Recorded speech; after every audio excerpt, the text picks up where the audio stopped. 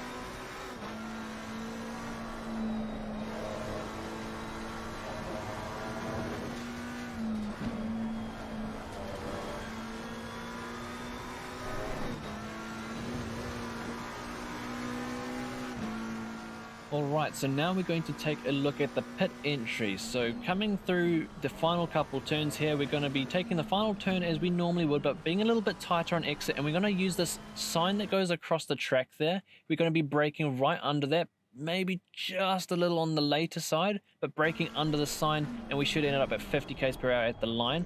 I broke slightly early on that particular attempt, but just a fraction later would be perfect.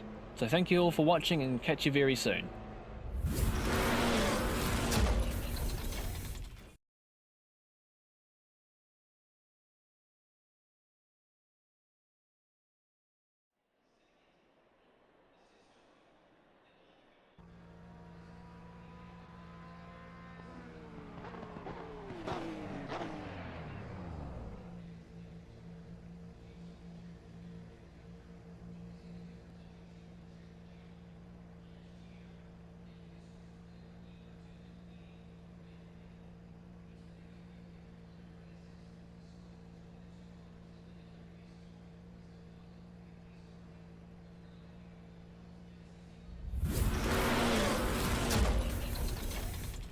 Alright, apologies, that was the wrong scene by accident. Anyways, yeah, I've done 8 hours of commentating already, so I'm not feeling 100%, as you might understand. But yeah, well, we're back with another Migos Racing League event, that being Watkins Glen tonight. It's looking like the weather's quite stable here, not expecting too much rain or anything along those lines, but that could always change, of course. Now, that being said, as soon as it changed... Oh no, they're suddenly wet. I changed over to the qualifying, and now it's suddenly raining. So that might change things up a little here. I was not expecting that, but yeah. The lords have decided that it's now time to go into a wet race. But yeah, I'm not feeling 100%. I'm going to try giving it my all. We've got a format change. This time we've got 30 minutes of qualifying rather than the usual 20, excuse me. So I hope you guys enjoy, and let's get right into it, shall we? Not switching? Okay, it is. Welcome there. You guys are all doing great. I gotta make sure that I have everything set up properly. It looks like I have now. Welcome everybody to the stream. Hope you guys are having a wonderful evening so far. My name is Ricky DC and today I'll be taking you on yet another journey, this time in the wet. And it will be the American track of Watkins Glen we're gonna be fighting about. And I can't really wait, because I'm very excited to do this one. It's been a while since we've done the...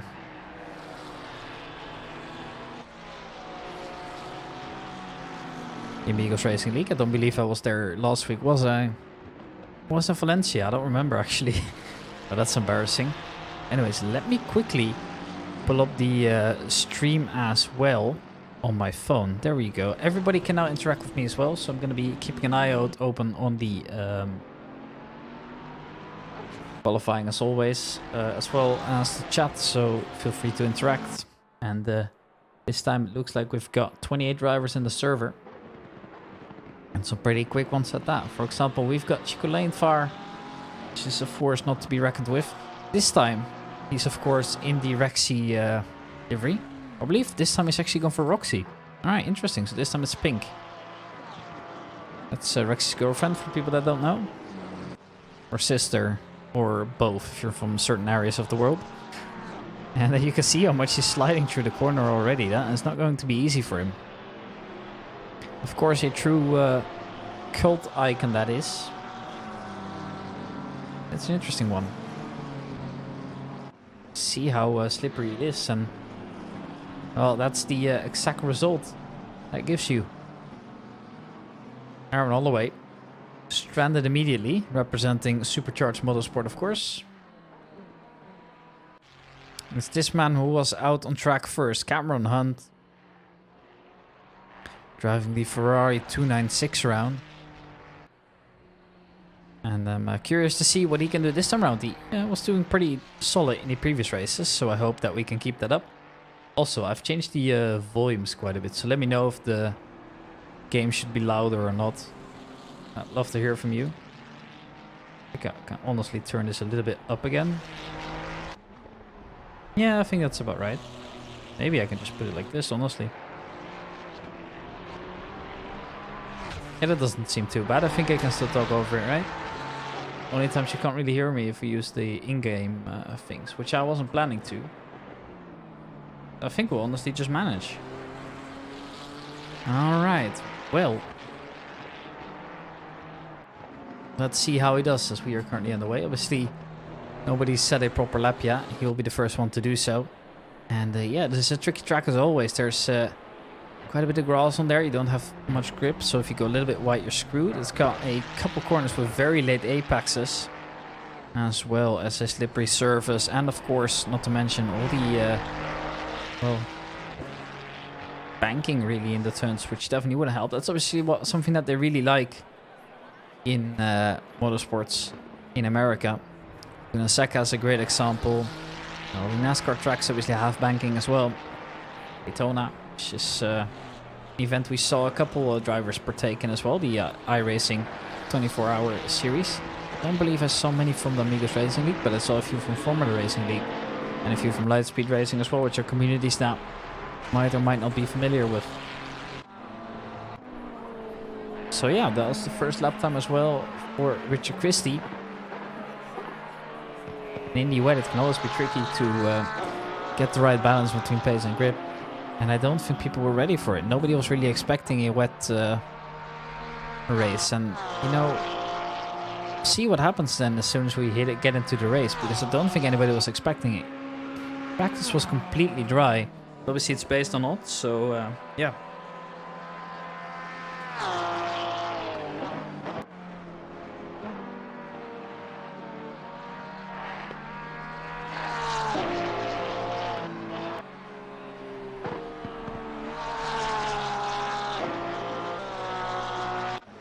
Jack Holden stopped the car, reset as well, and now we watch Chris Tedder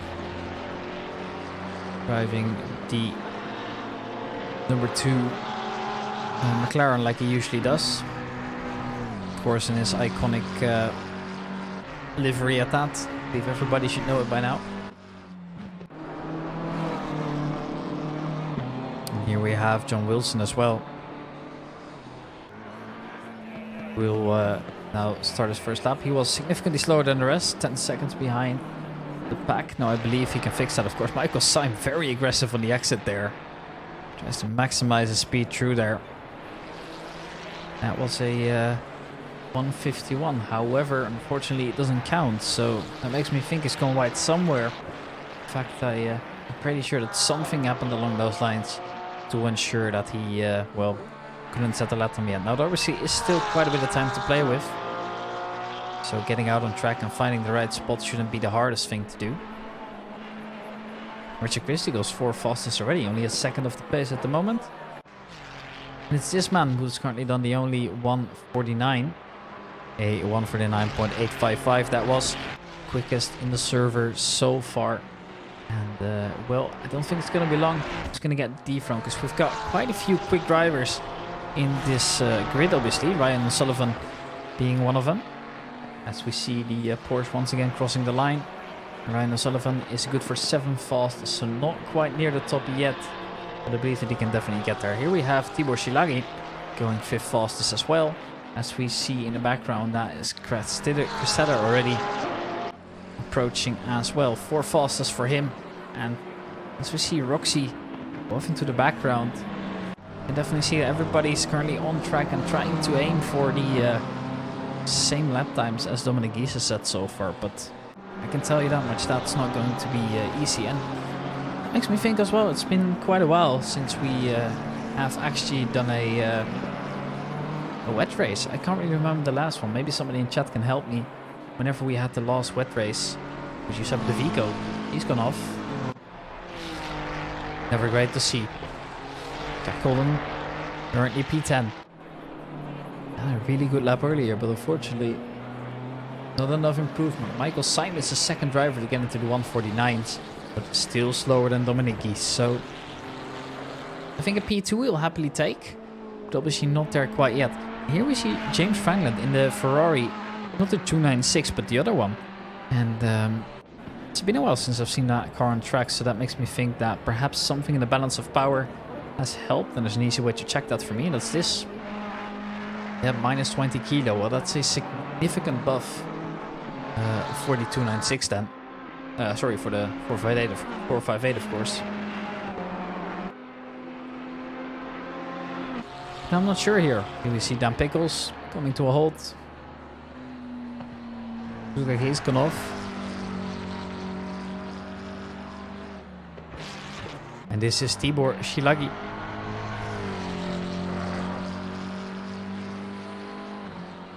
Car number 12. Gets it into P9 with a 150.7. And in the meanwhile, this man has gone quicker one more time. Dominic Giese with a 129.760. And he needed to be quicker because this man right behind him, David Hill, Scottish man, has put it on second position with a 149.790. So if it wasn't for him improving, he would have lost that spot. Now I see a lot of drivers here making their way over. John Dudley standing still. What's happened to him exactly? He's reset into the pits now, and Ryan Harper's also standing still. So definitely hasn't been the cleanest of qualifying so far, and maybe that's also thanks to the weather, of course.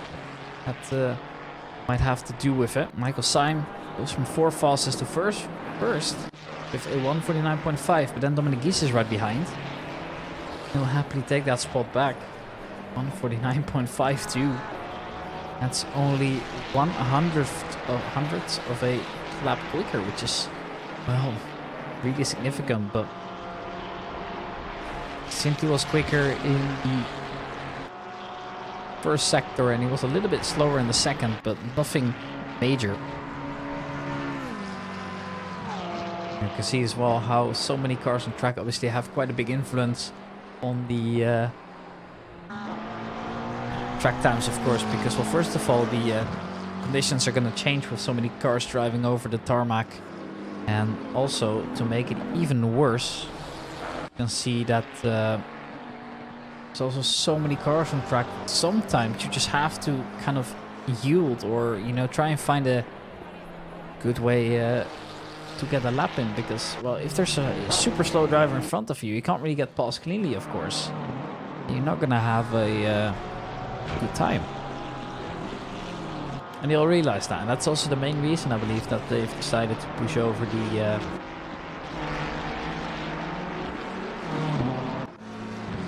qualifying session a little bit. Have stretched it out to try and make sure that everybody has some more attempts at a clean lap here, because that was the main point that came in. Wow, Clive Bixby, 149.8 in his first valid lap. Puts him on 4 for the time being. Here we see Frederik Dieslein making his way into the pits, and now we see Craig Hewlett, another Supercharged Motorsport driver. So it's great to see. I mean,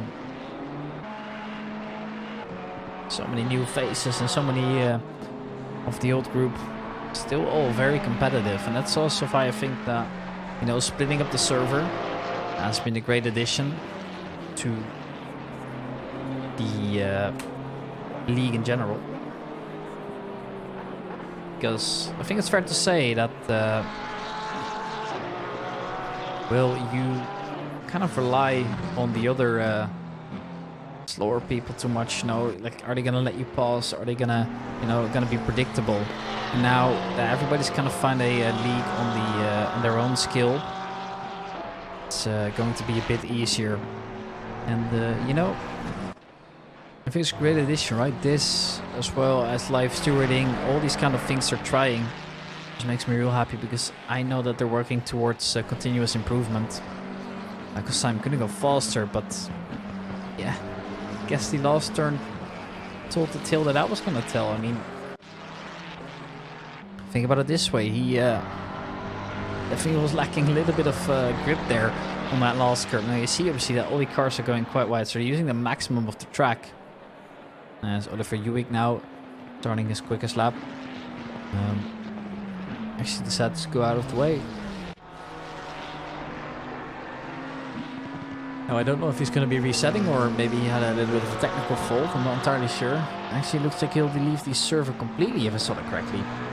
Okay, interesting. I hope he can make it back to the race in time. It'd be a shame if he couldn't make it. Maybe the weather's catching him off a little bit here. Tom Wegman traced into the pits as well. Yeah, we couldn't see his car from that POV, but it looked like he had a little bit of a spinner coming on, and well, it tends to happen when all these drivers are pushing to the limits, right? It really makes me appreciate even more how impressive it is what these guys are doing. Like, I can't imagine ever really being as fast as these guys. I know they've put in a lot of hours compared to me, right? I just mainly sit here and do commentary stuff, but that just makes it even more impressive, right? Like, sheer dedication these guys have to learning the tracks and mastering them to the fullest is, well, incredible, really. Then we have the current pole sitter, David Hill. Not able to improve his lap on the last one, but still a comfortable P1 here. He was lucky he had a little bit of a moment, but is now driving again.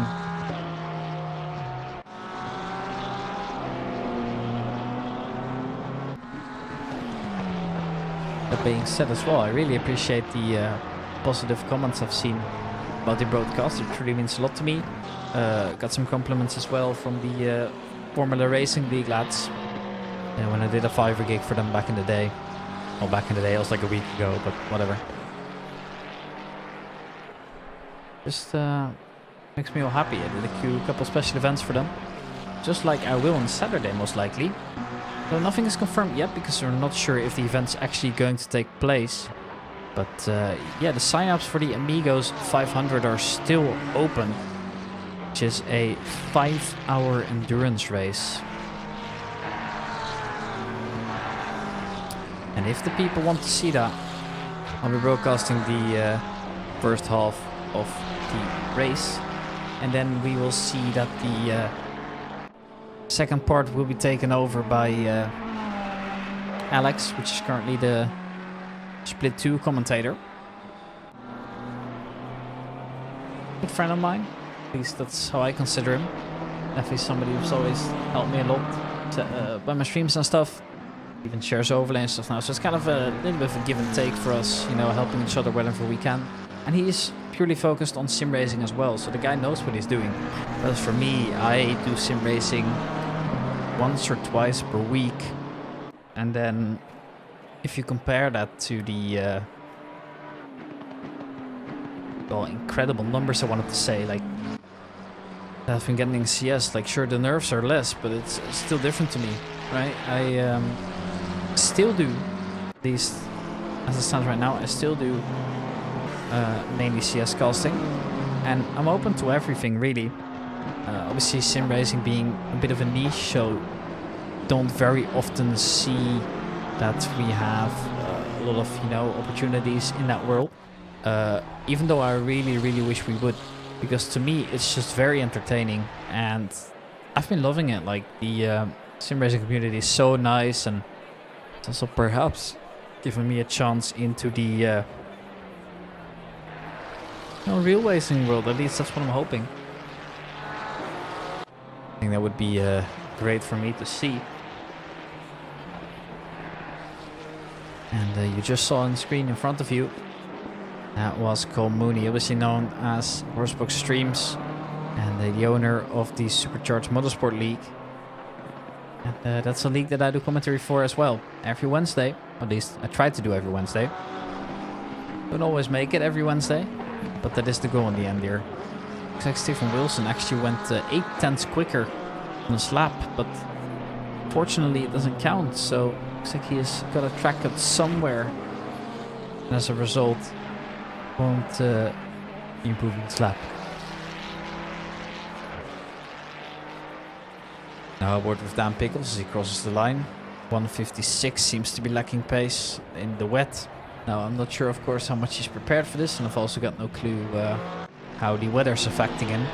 But yeah, all those drivers have kind of known. Like for example, I know that Chico Lanefort's quite comfortable in the rain, and so is David Hill, for example. But for example, this man, Frederick Lane, I've got no clue. How was I supposed to know, right? Running the Big Brain Racing livery, and it appears that that one is not synced for me, which is a shame. That being said, for the people that are currently watching the stream are wondering, hey, where is my overlay?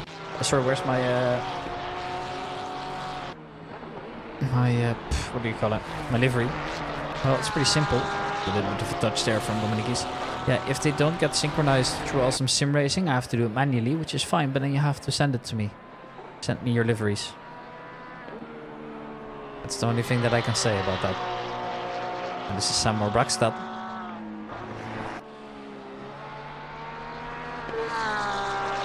In the Porsche 911, a pretty familiar car for some. Obviously there's quite a few Porsches in the game. This one, but most notoriously also the Porsche Cup car, which is a car without traction control. Has ABS, I believe, but that's about it. That's about everything that you can get on that thing.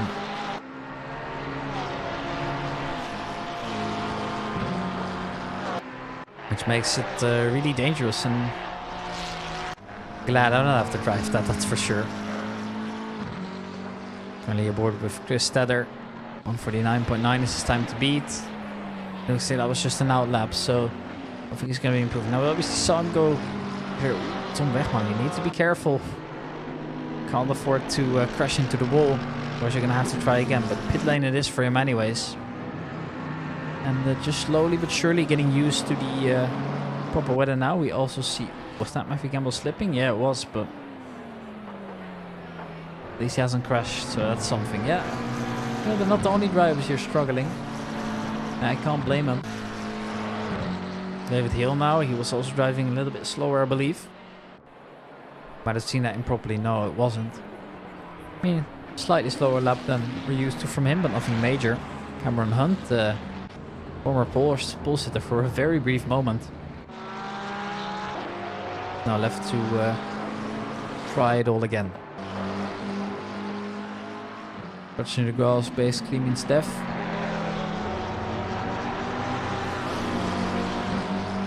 Right, you're just gonna have to try again. There's just no opportunities really to go back onto the track without losing too much time. And worst case scenario, you're, you know, just driving your car into a wall at 200. These cars are rapid. I mean, it's very hard to really estimate how quick cars are going, right? Especially when it comes to sim racing, right? Where you don't really have those special effects that you have in Need for Speed. Mind, these cars are virtually going 200 plus at times. And obviously very high downforce, very high tech cars. And not only tricky to drive, but also tricky to set up. I mean, there's just so many factors you gotta take into account. And the man who seems to be slowly but surely improving on that is this man, Aaron Holloway. I've been since the beginning a true split through driver at the beginning. Now finds himself, well, somewhere around the middle of the split 1 usually, which makes me very happy to see. He's obviously been promoted a little while back. Which makes me I'm very glad to see that he indeed does know how to race, and that he's slowly but surely able to meet the big boys at least closer up. Now we watch Matthew Gamble. He was the season 12 winner. Now finds himself not leading anymore. In fact, it's most of the newer guns coming in and just being bloody rapid at that.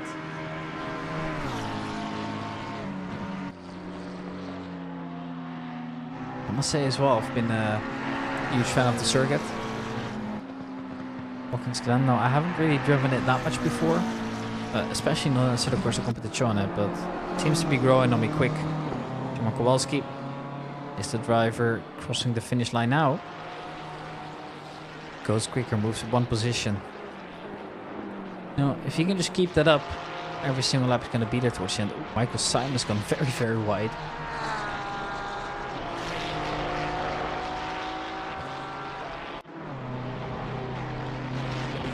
Jack Oldham now in 9th place. It's good to see him there. I mean, see no big surprises at least towards the front. Dominic Gies is a rapid driver, for example. David Hill has won multiple times. I think he's pretty happy with Watkins Glen as a track itself. And man, do I want to visit this track one day. I'm going to visit quite a few extra tracks this year.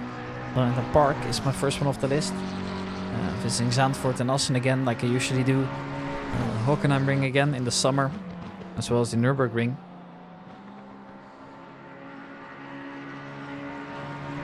The Nürburgring is a new one to me.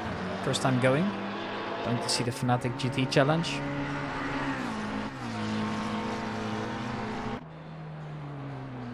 Here we see Tibor Shilagi making his way out. Tom Wegman taking a little bit of grass at that as well. Now 6 minutes left to qualify.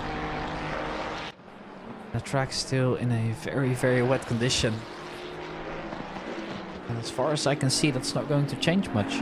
Now I don't know if we see the weather change after the qualifying session again, or if it just it's just stuck what it is now and just continues from there. I can't really tell you. Yeah, the difference from practice to qualifying was night and day, really.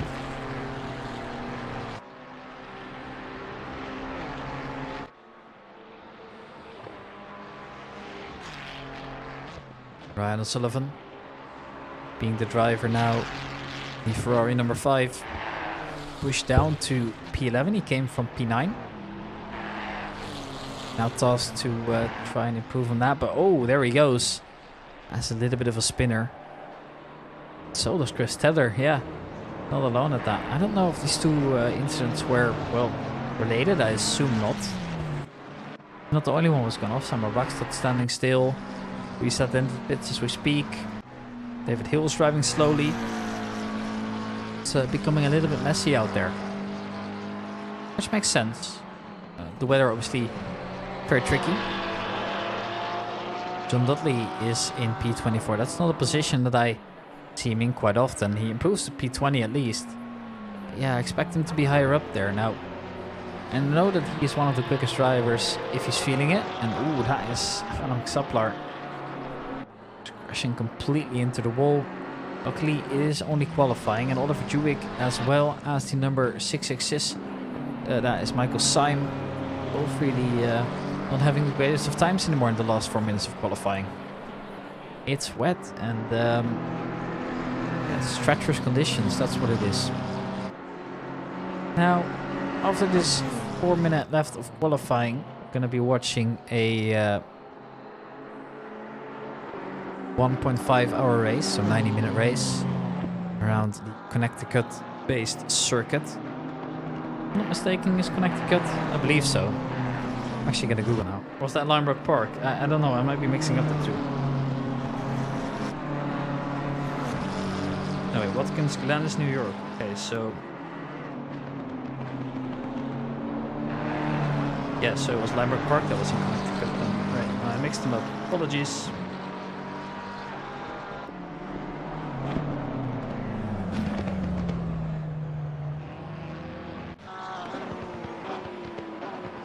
Yep, I got it right.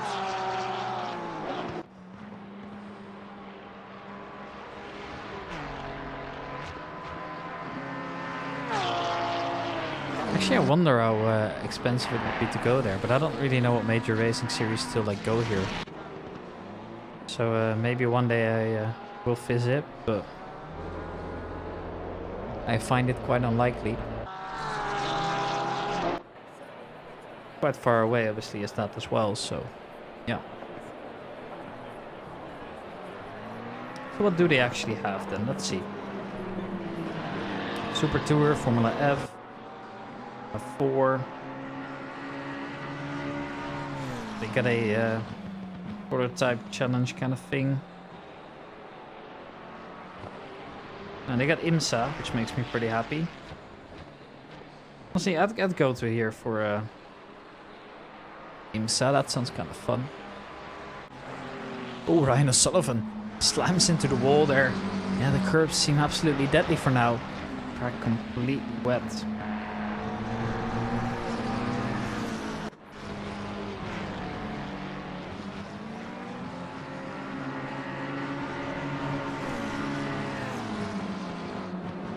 Definitely not easy, so all credits to the drivers, to be fair. That's the drivers resetting into the pits. That's Jack Holden as well. I was about to switch to him.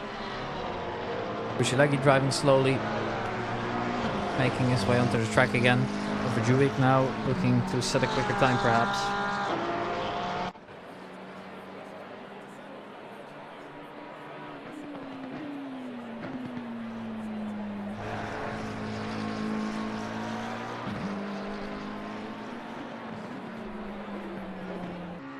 Name that's obviously new to the league as well.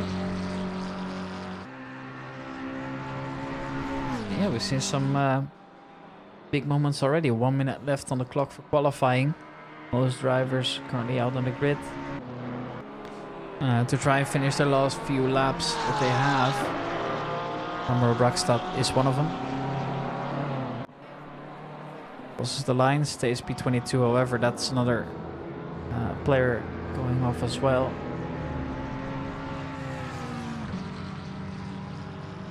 Now I'm looking for another driver, but there we go, he's just reset into the pit, so that's what happened there. Left number 325 out there, which fortunately doesn't improve either, but I can't figure out what it is. Ah, it's Carlo Torraccio, right, it's Carlo Torraccio. I should know the numbers by now. I haven't really paid attention to him that much here. Oliver Juwik is currently also standing still in the grass, resets as we speak. So we'll see him again. 10 minutes left of 10 seconds left of qualifying now. So a few drivers will be starting their last couple laps now. Steller just about makes it into the last one. Is currently P7.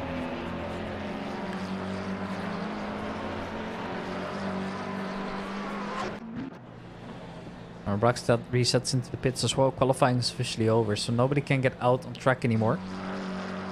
Shilagi has one more shot at it then. P18 it is at the moment, so a little bit below average, but not too bad. Anything can happen. P16 for him. I think he'll take that, and it's this man currently on pole position with a 149.1. That's bloody rapid here, but he can't keep his McLaren under control as well, so that's going to be the end of him in qualifying.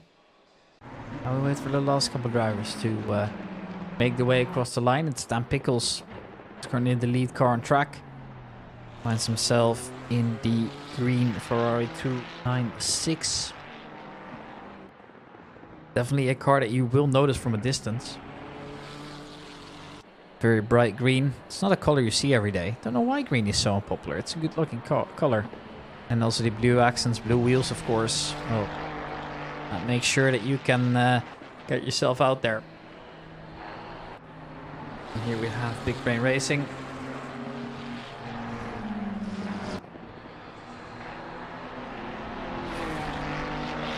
Number 9 in the standings, so number 95 on his car. And can he improve into the last one? No, he cannot. You see all the drivers now coming in. Some of them have pitted, including Chris Tedder. Won't be finishing his lap. It will be the end of it now. Craig Hewlett goes for it one last time. That's no improvement either. Therefore, I believe that is qualifying officially over, which means that we're going to get underway pretty soon. And for now, it's just waiting until they set everything up. So, yeah, I guess we're just chilling until then. And, yeah, well, a 90-minute race coming up for the Amigos and, of course, their friends joining from elsewhere. The Racing League obviously is still a thing. I very much love them. I mean, they're the guys that have got me into comms, really. So, yeah, I owe the guys a lot, obviously. And this way, I can at least give something back from time to time, which makes me very happy. Now, it's just a matter of waiting to see all the cars head onto the track. And we're soon going to get started. My CPU is absolutely fried as we speak. So I hope that fixes itself. Yeah, it's not an easy game to run by any means. Or how that's going to be if I ever decide to run triples. Now, I have finally assembled my rig, at least halfly. Hope I can do it, yeah, fully. Alright, so now... Got a ping. No, it's not for me. Okay. It's another league that I'm a part of. Now, just ping me.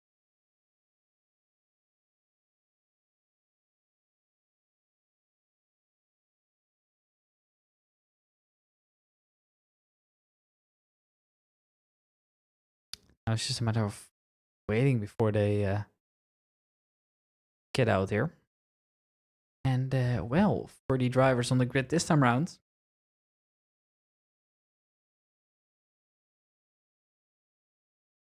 And it will be Sir Bixby to lead the group, followed by Jack Holden, David Hill, Dominic Geese, Michael Syme, and Matthew Gamble in P6. We've got Tedder, Harper, Tomlin, and Wegman.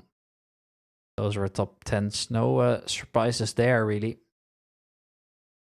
Every car kind of made it into the places that I, expected, really. I mean, Bixby's bloody rapid. Hill is one of the top drivers in the league still.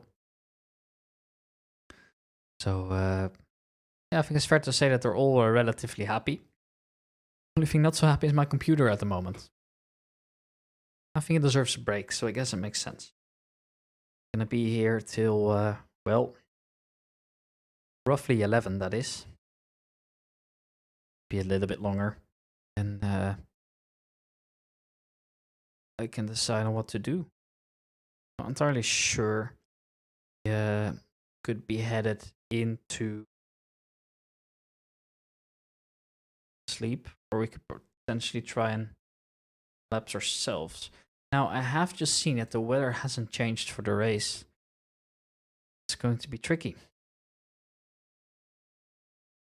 As always, the advice is to, take it easy.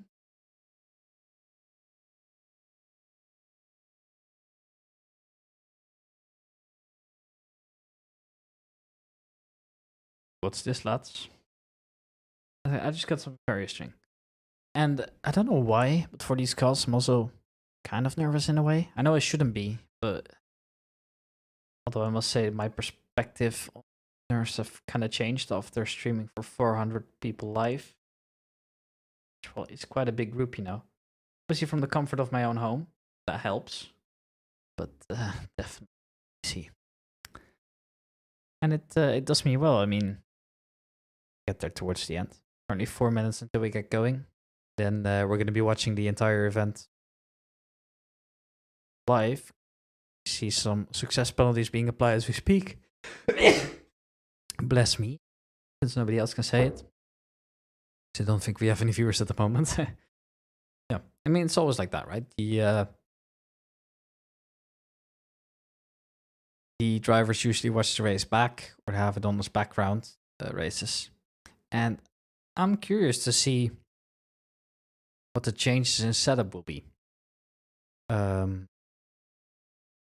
Because the way I see it basically is that, well, first of all, the conditions might change. Obviously going to play a big factor. That's what I think. And, well, track definitely doesn't help either. We'll see. Try and figure it out along the way. I wonder if it's going to be dry or wet towards the end as well, because that might change. I haven't seen how much chance there is of rain and how much chance there is of mixed conditions, but a full wet race would be interesting for sure. Also, wait, have they just lined up for a short formation lap? They might have, yep, looks like it.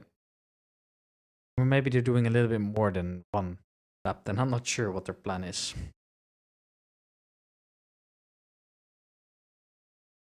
Last few setup changes coming in, including for the current leader, Clive Bixby. You can tell by the way the cars are behaving, if they're standing with their wheels off the ground, or at least a few of them. They are in the setup menu making changes. Interesting how that works. That's just a little bit of a weird mechanic. Yeah. Also, I've just figured out that I can actually play around with the auto cam, which I did not have on earlier. I'm going to need it regardless for the 5-hour event we're running. So interesting to see how that one goes. Because I'm going to be streaming the entire thing, and I'm excited. I really am. But we'll see how things go, I guess, along the way. I just know that I gotta shut up and enjoy the rest of it, obviously.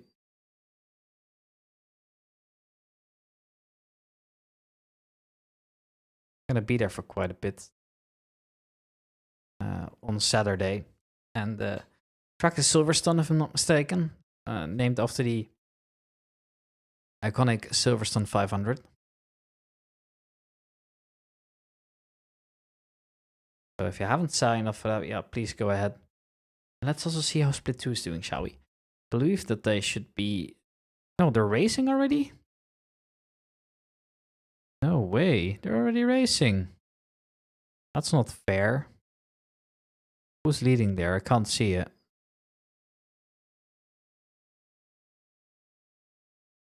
Interesting. Well, I guess it doesn't matter much. Yeah, we're gonna be a bit later than them. Why exactly that's the case, but how well. Wish Alex best of luck. Now I know he's not gonna be there the entire time, which is a shame. But it is what it is, I guess. Right? Sometimes people got stuff to do. I mean, I had this weird thing where police came in. I mean, not into my house, but they like knocked on the door and they had some questions for me, which was really weird because I was in the middle of a broadcast and they just like, I was like, I need to open the door, right? Alright, looks like we're about to get racing. Yeah, I was streaming, doing my things as per usual. And then all of a sudden I just like see a police car stopping. And I was like, what's going on then? Right? What do they want? Well, why do they need me for? Well, turns out nothing much. I'm still safe. I'm still free to go and stand wherever I want to stand.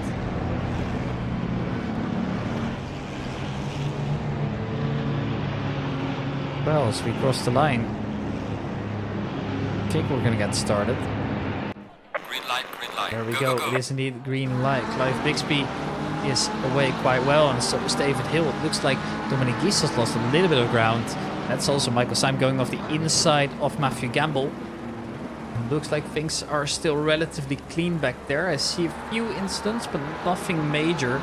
Looks like the majority has made it through safely.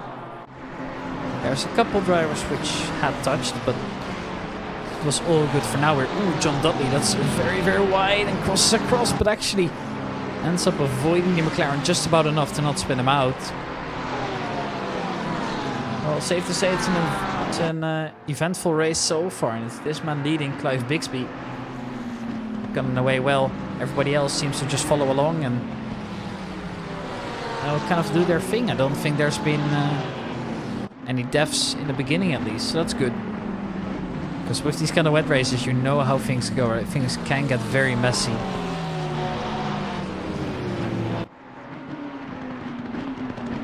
But it looks like everybody's fine for now, making their way now of the next kind of hairpin into the right-hander they go. And then this is where, in my opinion, the most interesting part of the track is, right? This is where you'll see that big downhill coming in. But how many cars there are as well, all just lining up. It looks like Wilson has been left behind though. He's had a little bit of a spinner. You see it on the minimap, the number 272 car has fallen off significantly. Now up the hill they go again. Elevation changes are what makes this track interesting.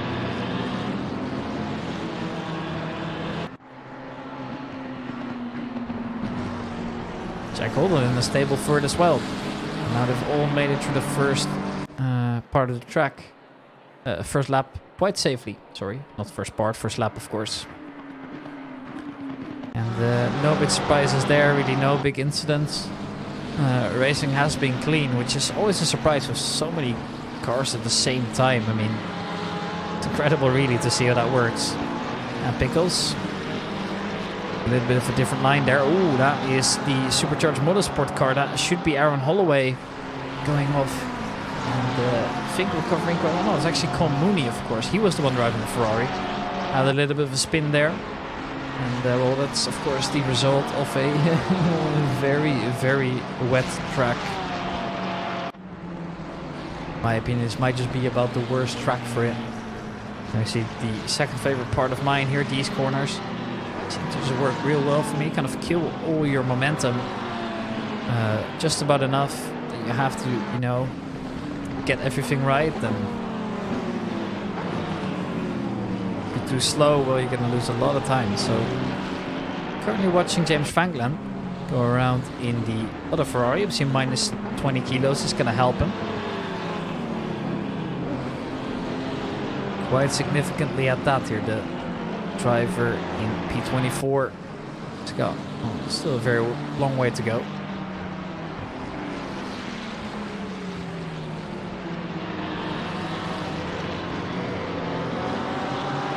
Now Holloway finds himself in a very stable P16, which is 3 positions better than he started at, so great job by him making it through the first 3. You see, with everybody still driving together, we'll obviously see some good battles coming out from time to time here. Currently it is just the Supercharged Motorsport driver doing his own thing, not really bothered by anything going on here. Potentially moves being made here. I mean, look at how wide they're going. Aaron Holloway defends like crazy, potentially wants to go down the inside here. He does so quite successfully. Good move there from Aaron Holloway, and therefore kind of puts both McLarens behind him. Obviously the 2 Hungarian drivers. Now he's off as well. Squeezes his way past and finds himself now in P15. As I say that, ooh, Frederik Slane going off, hitting the barrier, hitting other cars. Not going to be easy for him. Needs to let all the other drivers pass before getting in there. Ooh, the BMW has to do the late switchback. Eventually can't stick the move though. Decided it would be better to wait, as Wilson again has caught up to the group. And who is that behind then? It's this man. Oh, it's the other Wilson. Yeah, that's John Wilson. We also have Stefan Wilson in the server. I didn't even notice that there were multiple this time around. Apologies because I didn't. Yeah, that's why. I was like, how did he catch up that quickly? Well, it turns out he didn't. Pit window is open.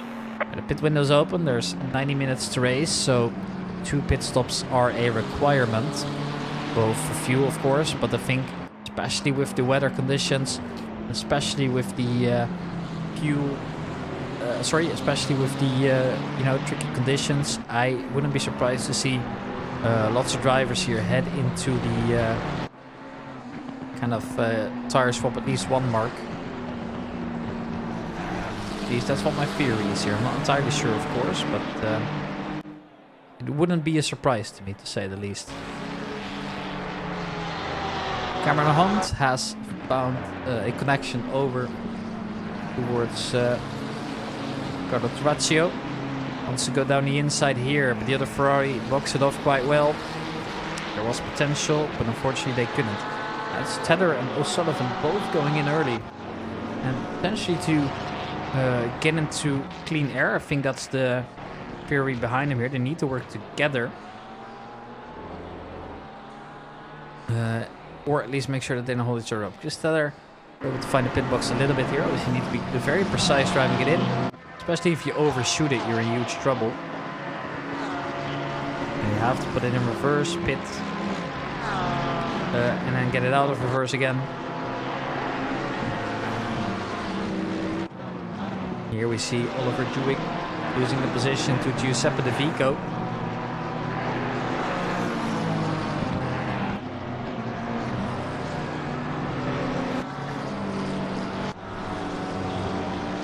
Great stuff for seeing it. Cameron Hunt now chasing the other Ferraris. Quite a few of them involved, of course. No surprises there.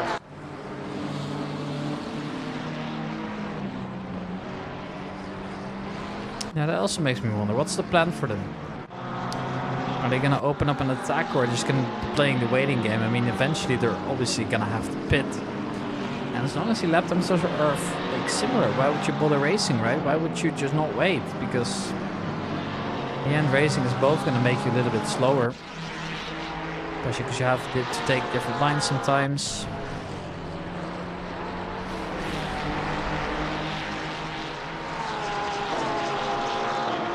And with, well, so much time to work with, I'd be surprised if it wasn't for the drivers there.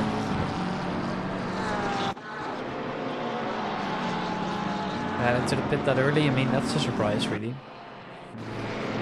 Tedder and Wilson both find themselves at the back now, especially Chris Tedder, which, well, has been stopped for 27 seconds in the pit.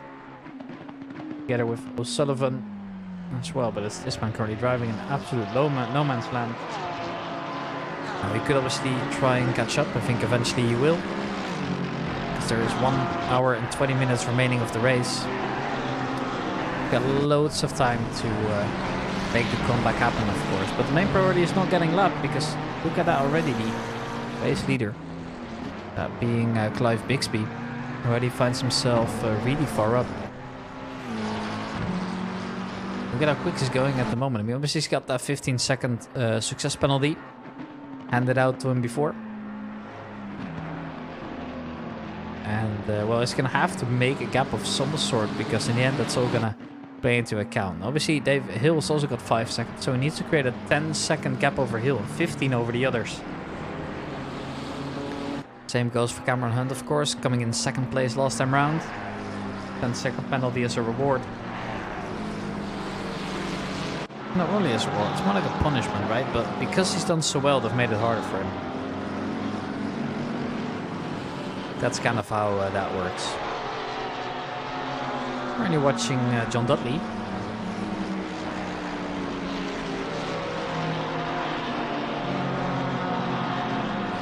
The Welshman, he pours this time round. I remember him as a true Lambo driver back in the day. Well, season 11 when I first joined. Currently in season 14 we are.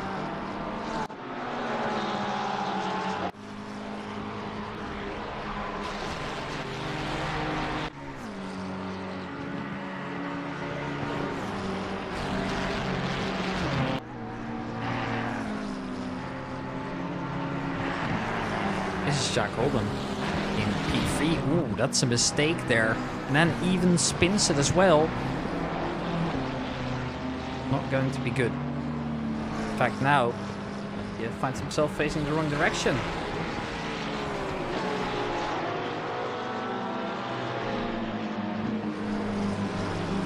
Yeah, he's gonna have to stand still for very long to ensure that he makes it safe to the track. We're gonna do a quick onboard cam because I'll be right back.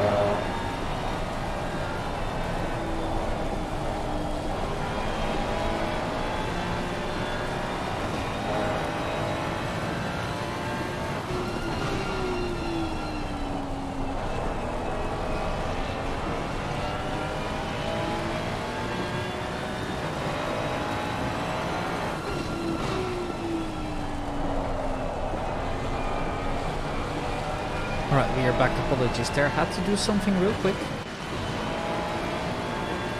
At least we're back, which is what matters, right? Yeah, it's still this man leading, Clive Bixby. Leading by quite a big margin. The only driver to do a 1:49 in race pace so far. At least... Well, actually, that's not true. There's one more driver now. It's David Hill as well. But still quite a big margin towards the rest.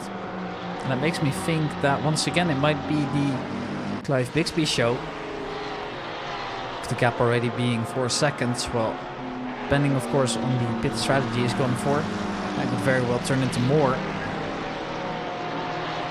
Curious to see how they're going to approach it. I mean, keep in mind as well that we've seen 3 drivers head into the pits already. These drivers are going to be pitting only one more time. And then could potentially make quite a bit of time. Because, for example, Chris Tedder decided to pit early. Not because, well, he was, that far behind. He was like, might as well get it over with or anything. No, in fact, he was kind of in the middle. And I guess his tactic was getting into clean air and hoping that all these drivers racing each other are going to eventually do some time. Because, well, the risk of them getting an incident is significantly higher than Chris's, right? Because he finds himself driving in a true no man's land. The only thing that he has to focus on is the road and himself. Doesn't have to account for anything. Won't be encountering any drivers anytime soon here. Ooh, Friedrich Lane goes up the inside of James Frankland. No potential for a switchback either, so good move there from the Norwegian driver.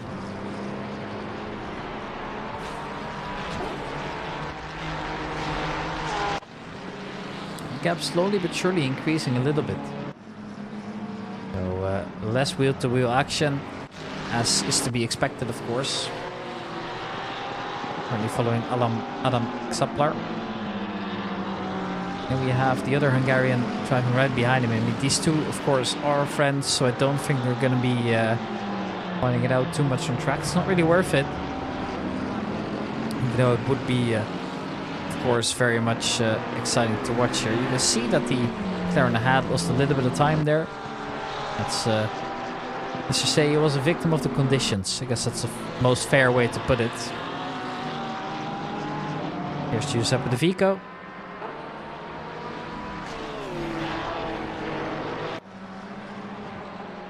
It was very, very wide there. I doubt that is actually allowed. I think that was way too wide.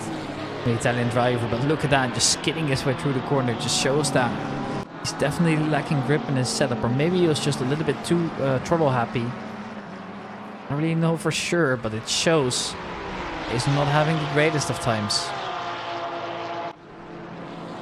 We have Carlo Torrazio.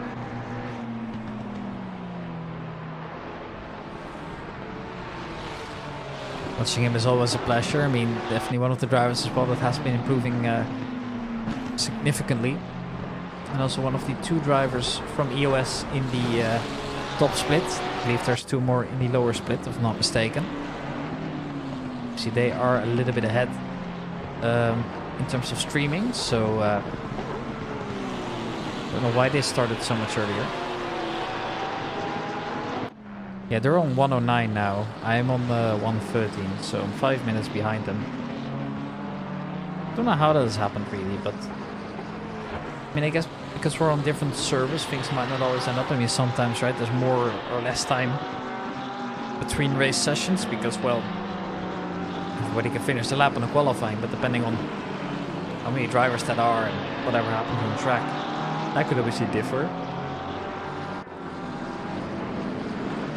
I don't know what the other reason would be. I mean, every second should be the same, right?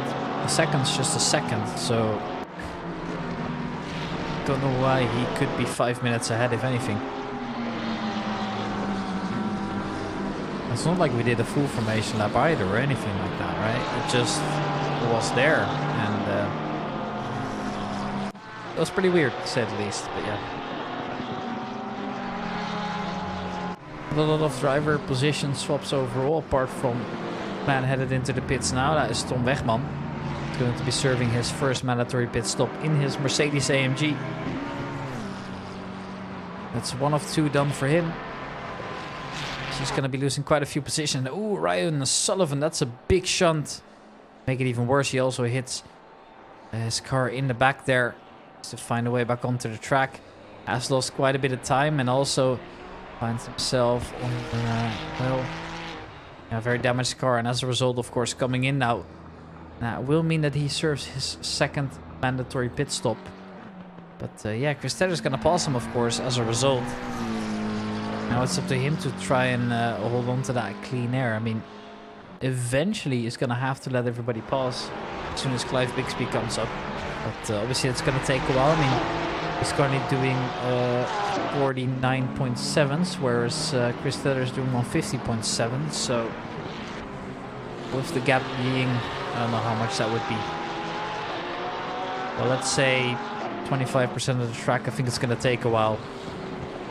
But we'll keep our eyes on it. I mean, things might change. I mean, for example, Bixby still has to pit more. So maybe it's not entirely accurate what I'm saying. There's no way of telling us for now. And by the way, as well, just a quick question as well. Who here watched the race in Dubai? We saw the 6 hour of, sorry, Abu Dhabi. It was 6 hour of Abu Dhabi. The Yas Marina circuit.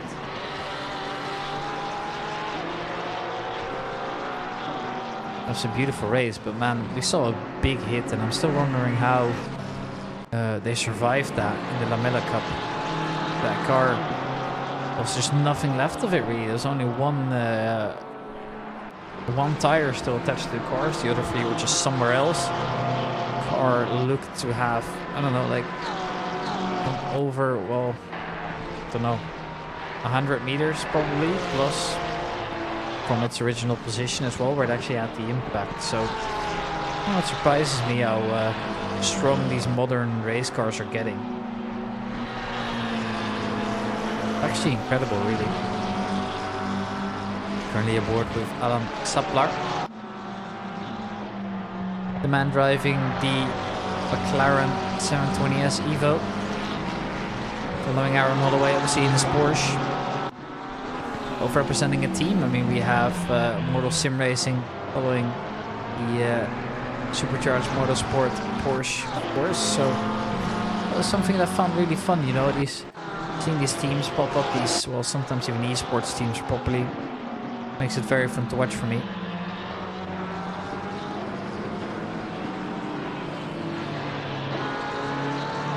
He's running on the car, Sherman Kowalski. He's also running the sticker of Supercharged Motorsport there on the side. We see Michael Simon come in now. The Red Bull serving his first pit stop as well in number 666.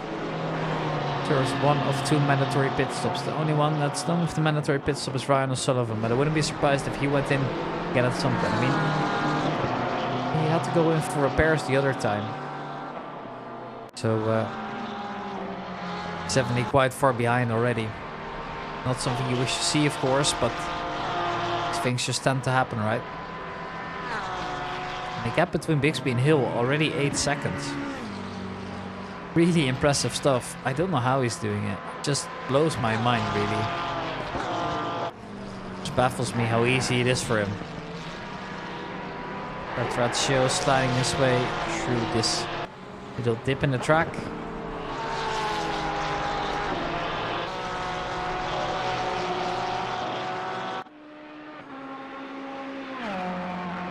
And now watch James Franklin. He obviously was one of the back markers as well. But moved himself up from P26 to P17 now. Now kind of driving on its own. And the thing he's got to be worried about is that Colmuni doesn't catch up, but he's still very well within 2.5 seconds of him, so could eventually start pushing up. But for now, I think it's not looking too likely here. Now,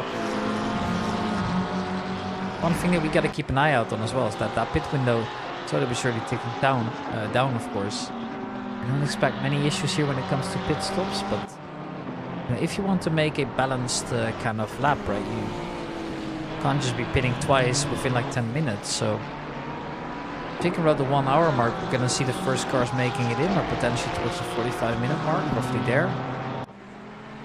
Make more sense to see them towards 1 hour and then pit again towards 30 minutes, but obviously at that point there's no real benefit to it either, right? In terms of tires, might not be worth it. So maybe we'll see one driver make their way over towards, let's say, 30 minutes. We then do a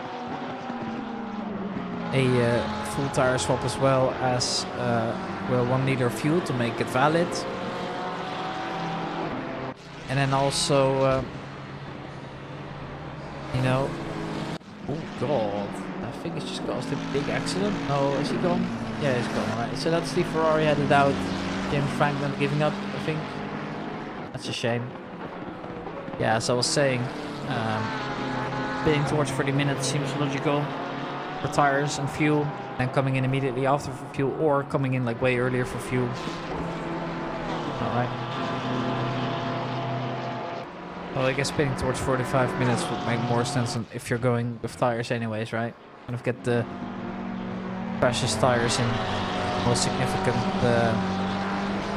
time. Now, if you look at the top right of your screen here, you can see that wind's not really playing a factor, but the track is still very, very wet, of course, because it's still just pouring all over the track. So within 30 minutes, you might not see that change. Michael Simon's got himself a 30-second stop and go penalty. That is a big penalty to hand out as well. I don't know if there's live stewards for this event though. Not entirely sure. Can't really say.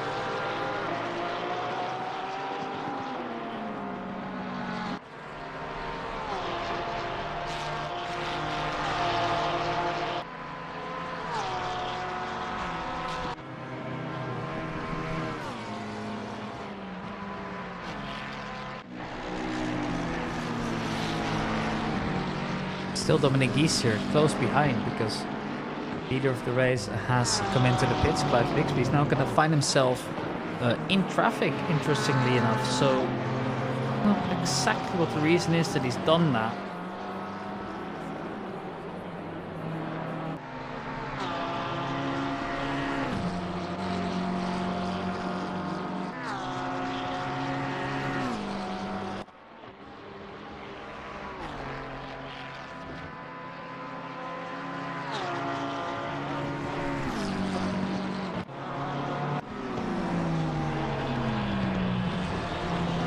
Ratio doing his thing.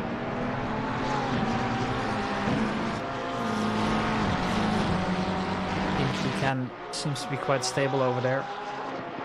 I'm curious to see how long it will take Clive Bixby to kind of find himself out of traffic again. I mean, obviously, they don't have to let him pass, right? I know that most drivers probably will, to make sure that they, you know, minimize the time that will cost them themselves, but yeah.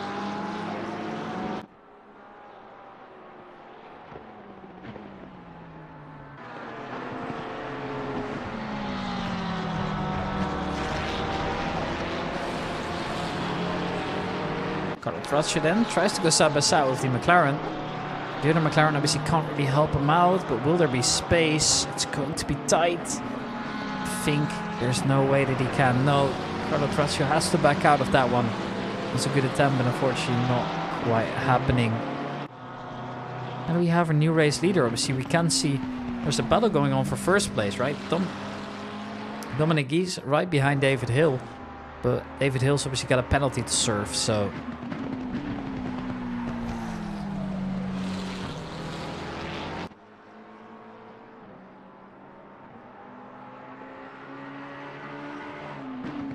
Success penalties might just prove tricky to handle in the end.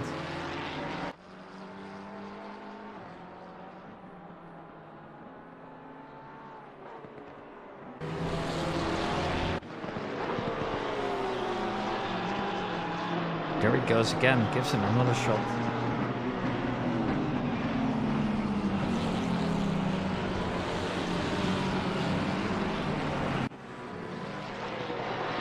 Now it's just going to be waiting. Can't really push past.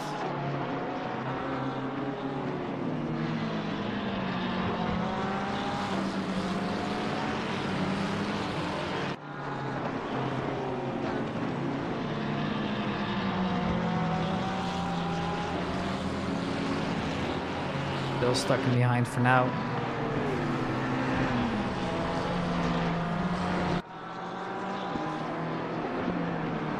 Curious to see when we'll see him go past here. Look at the difference in line now. Going into the pits is the first McLaren, so we'll make his way past now. And that's also, I believe, David Hill finding his... Oh, sorry, not David Hill, Matthew Campbell coming in. Indeed it is. Looks like he's had a little bit of a touch as well. Potentially with the barrier then. That's never gonna help, let's be honest.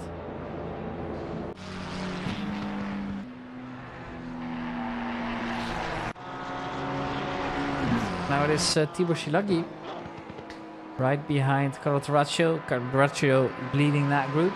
And we see Pickles and Dudley right behind. I believe as well, it might have been Dudley saying that now that he wasn't that competitive anymore, yeah, might try and choose a different car for the funsies, right? Something like the Lexus or something else. Oh, what's going on here? Interesting. Call Mooney. That's not the way you should be driving. Alright, well that works, mate. But interesting. Alright, well, don't worry. Nobody saw that come. Let's edit it out of the vlog.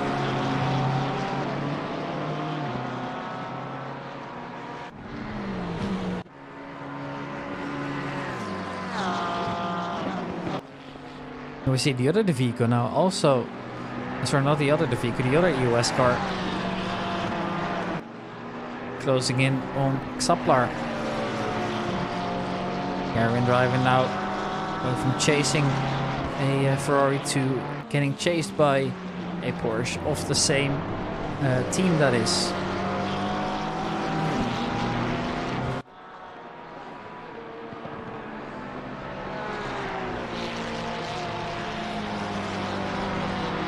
Carlo Torraccio then chasing Aaron Holloway down. Now Aaron Holloway obviously is one of the Supercharged Motorsport guys. They know how to race bloody well. I mean, running their own league of course on Wednesdays. I can't wait for that one to unfold as well. Got quite a busy schedule, so I'm glad I was able to fit it in. Most days I'm streaming 8 hours plus. So it's been making it very tough for me to kind of, you know, try and preserve my energy for everything. At least we can. It's nice. Here we see Komuni coming in. Wonder if that's got anything to do with this little incident that we saw before. And he's also served his both pit stops now. And ooh, Matthew Gamble's facing the wrong way. Unfortunate corner. He just has to wait before he can get out. See all the other cars pause. Please tell me he hasn't just left the server. I don't see him anymore. Oh, he's still there. Okay. Just waiting to rejoin, of course. Does it like the way you should. Obviously, it's going to cost him a bit more time, but at least he rejoins safely, which is more important in that case, right? Because taking out somebody else while rejoining is basically the worst you can do.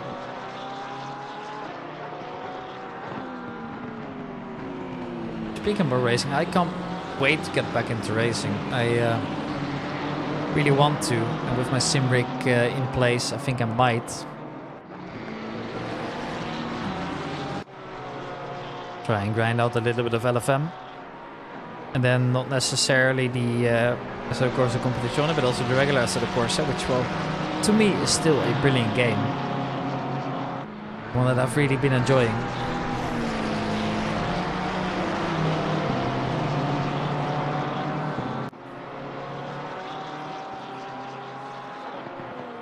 Here we see Tibor Silagi.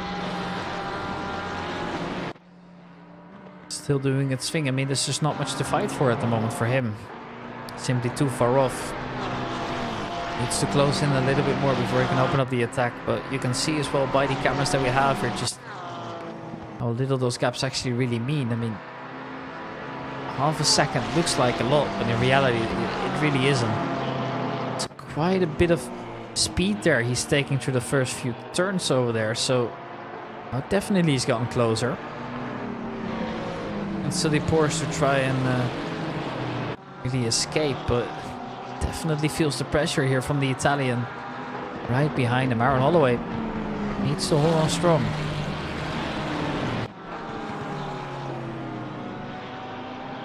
That group currently led by Aaron Holloway and closed out by Szymon Kowalski. He's driving behind, a very good driver in both Assetto Corsa and Wreckfest. The people that were there during the event we did there. That was a lot of fun. And I really hope that we can one day do it again. So I love that game. I think it's been absolutely brilliant. Here's Jack Holden. He's kind of driving in no man's land at the moment. And that's kind of the story for a lot of drivers here. For example, one more that I could point out here is Chico Lane for not really in fight with anybody. Car I see behind is a car that I got lapped before. So that is the car of Wilson, if I'm not mistaken. No, not that Wilson, it's the other Wilson then. Exactly, so these two are on separate laps, so that doesn't really count, does it?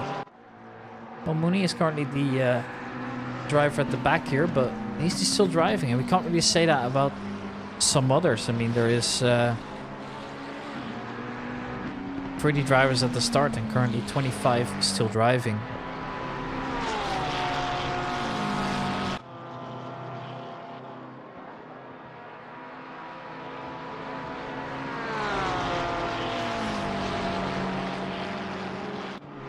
There he goes. Oh no, touche!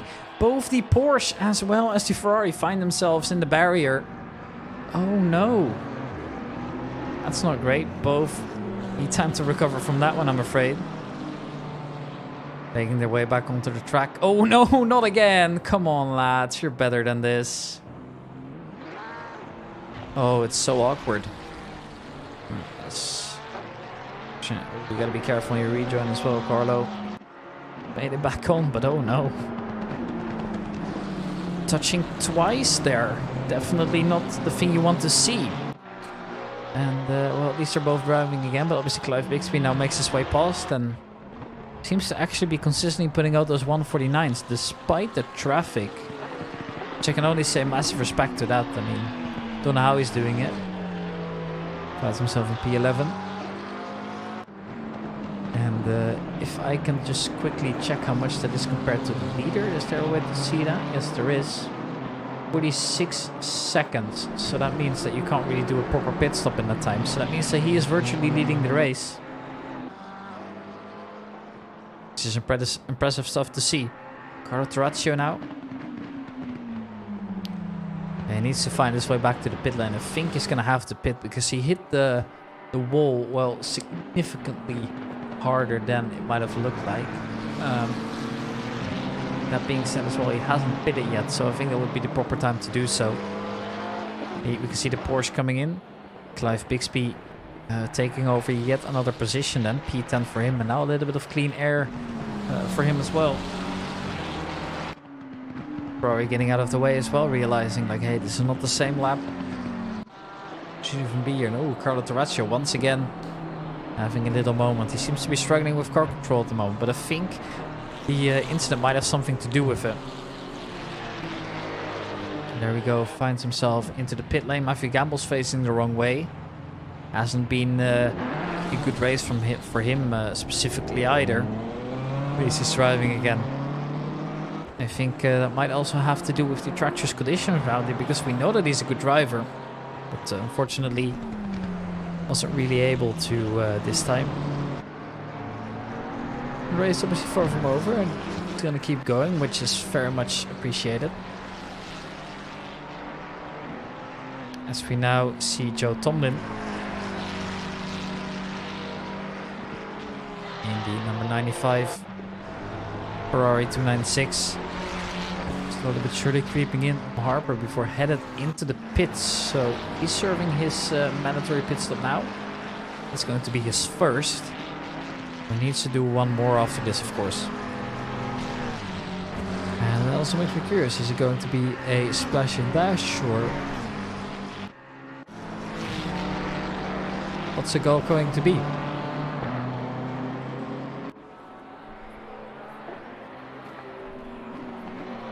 Carlo Torraccio obviously finds himself in the pit as well. I think he's going to be stood still for a while, especially if he wants to repair. At that point, you might as well get fresh tires, and you might as well do everything, right? You have so much time you have to wait for anyways. Especially because repairs and tires can be done at the same time, and so can refueling.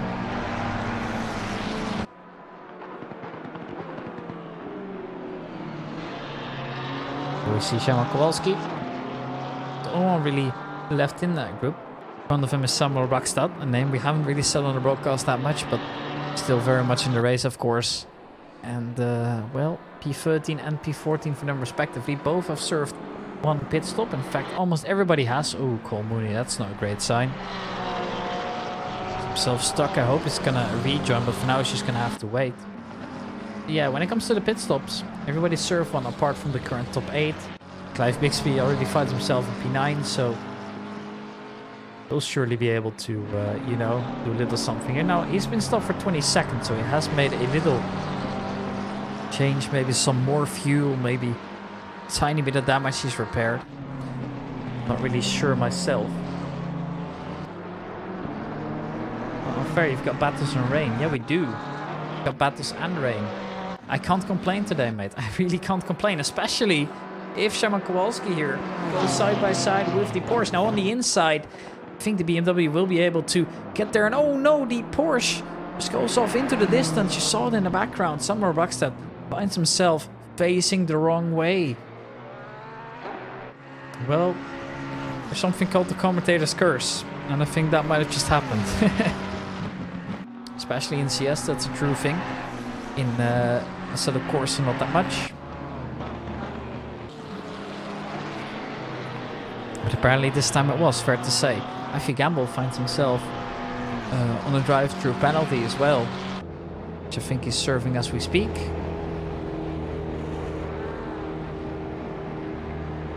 It's quite a long one at that as well, so that won't help at all. Gonna cost him quite a bit of time.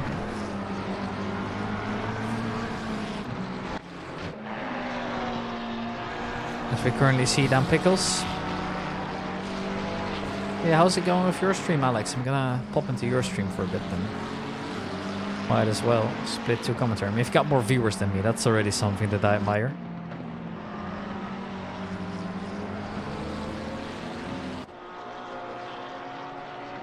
Yeah, 45-minute left in yours. You're roughly halfway through. I mean, things seemed alright for them. Over there. Ball back over now towards Dan Pickles. Dan Pickles slowly but surely catching up to the McLaren ahead. Both haven't pitted yet, so the lap time simply slightly quicker here for Dan Pickles. Nothing major, but he's got to keep his eyes out. I mean, maybe he'll be able to catch up somewhere in the near future. Joe Tomlin is currently the one also kind of close to the other Hungarian driver, that being Xaplar. Joe Tomlin is well, slowly but surely driving away, actually. Tries to increase that gap. He has pitted once before, so maybe things aren't looking too bad for him. It's interesting to see as well that the RNG is truly random, because for us we did not have any we did have a lot of rain, they have no rain, interestingly enough. Obviously that means that the lap times will be different, the lines will be different, the strategies will be different, everything will be different. So make sure to check out the Split 2 stream as well. Always great to see my friend boss the broadcast over there.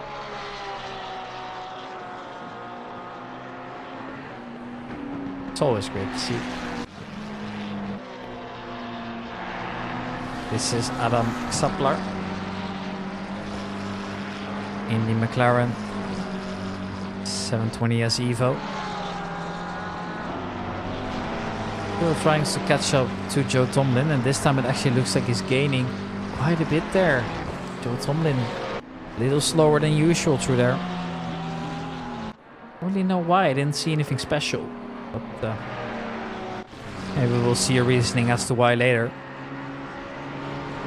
And this man still leading the race, at least for now, because it looks like Bixby is slowly but surely catching up.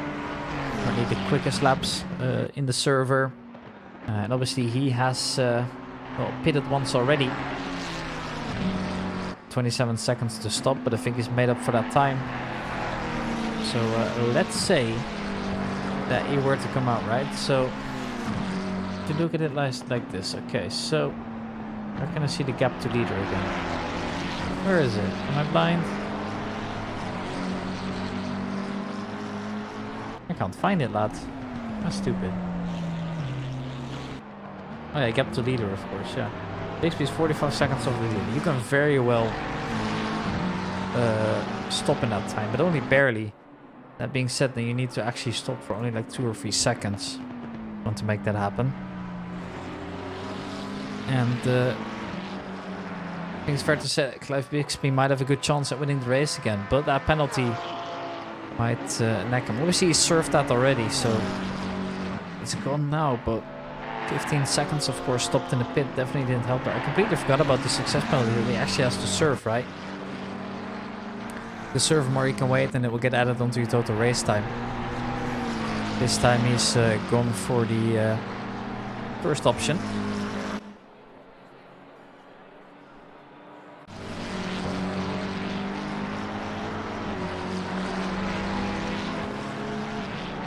Yeah, the unfortunate thing is as well that Split 2 will enter stream a little bit early. Now, I don't know the exact reasoning, but it's had something to do, so... I mean, obviously, because we're all volunteers, right? That's just how it is sometimes. Can't really blame them. Now can you? David Hill, representing Amigos Racing Team. Still in second position, at least for now. And the German driver, in Dominic Gies, to be holding on strong so far. Not really in the danger zone. The number 69 driver. Definitely not close enough at the moment. Here we see Clive Bixby overtaking Harper and Holland as they both come and serve their mandatory pit stops. That was to be expected, so P5 it is for him. If we ignore the penalty, he would have been stopped for 12 seconds, which is well very reasonable. Even for a splash and dash, perhaps.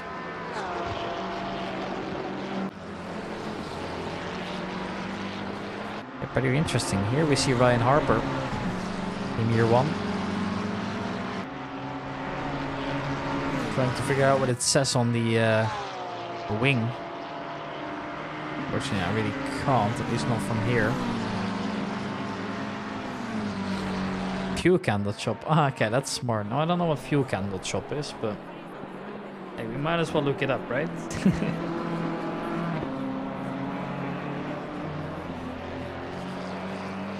Fuel can shop. The art of, oh right, so it's like they're like drinks then. Oh, they're like water sport style, what do you call them?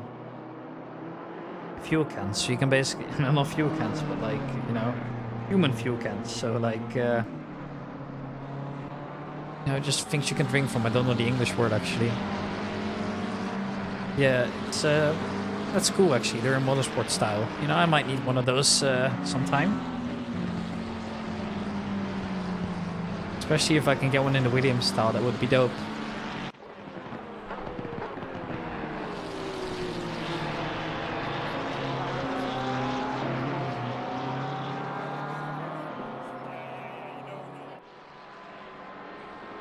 If Bixby comes in to serve a secondary pit stop now, you see a second and last mandatory pit stop, and Xaplar also finds himself in the pit now.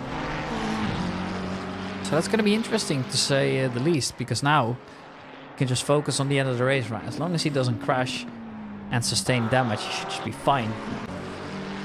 Dominic Gies has been losing a little bit of time. It is now David Hill closing up that little bit extra. But definitely still not very close. I mean, not within attacking range. And even if he was, still have to serve that 5-second penalty. Neither of these drivers have come in yet. And with 42 minutes remaining, I wonder what the strategy is for all of these drivers. Eventually they're going to have to. You see Dominic is also making a little bit of fun. His livery here on the back, for example. Here it says Alacom here on the front. And on the back it says an Oliver here. Obviously Oliver being one of the drivers that was featured in season 11 and 12, if I'm not mistaken. Haven't seen him since. He was a Danish guy driving the Lexus. That alone makes me, well, respect him, you know. And here's Oliver Ewick also serving another pit stop for him. I'm not entirely sure, but yes, indeed, he is finished after that one. So most drivers here have served both their pit stops now. The front three still need to pit twice. Position 4 to 10, 4 to 11, excuse me, will have to pit twice still, once still. Same for Frederik Sleen, Aaron Holloway, Carlo Torraccio. Finish that list off as well. So here's to see what the strategy is for these lads. I mean, their tires, I can't imagine them being that great. But I guess if you're not going for fuel, if you're not going for tires and you're only really gonna pit for fuel, then you might as well keep them up to temperature, right, for as long as you can. So maybe that is the best strategy after all. Then, see, if they're going for fuel, then if they're going for tires, I would assume that they would come in at some place. That's my theory, at least.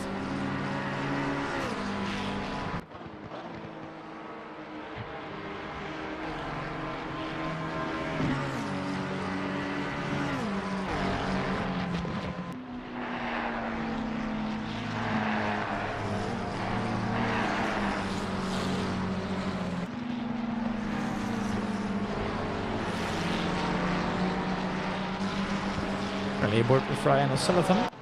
As I say that, Samuel Brackstad driving slowly, so the Porsche driver then made a small mistake. And here we see now finally David Hill has made his way over to the pit lane and will be serving his first of 2 mandatory pit stops.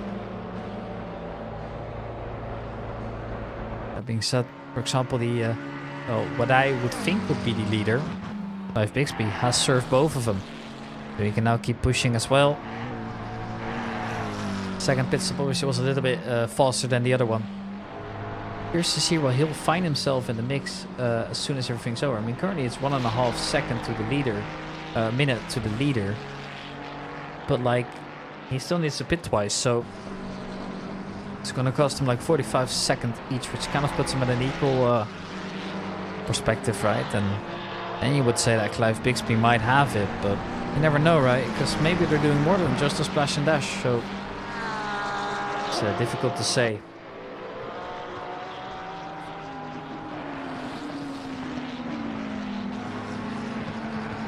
On the board with Ryan O'Sullivan.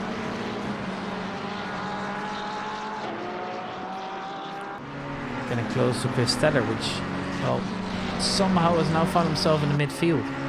Which I really respect, because this man, I mean, keep in mind, right? This man, and I kid you not, obviously was all the way behind, but that just shows how deceiving it can be, because, well, he decided to pit very early into the race and now finds himself in the midfield again. The clean air definitely helping him there for quite a bit, and now finds himself racing other drivers again. Speaking about seeing others race each other again, we have Adam Xaplar.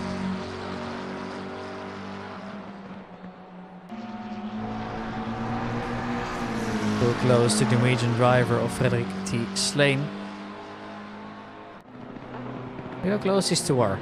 Adam Xaplar then, with the slipstream, can now put the car side by side and has to leave space for the Norwegian driver. Does so successfully, so still wheel to wheel they are. I think he might just be slightly ahead now, and indeed he has made the move stick.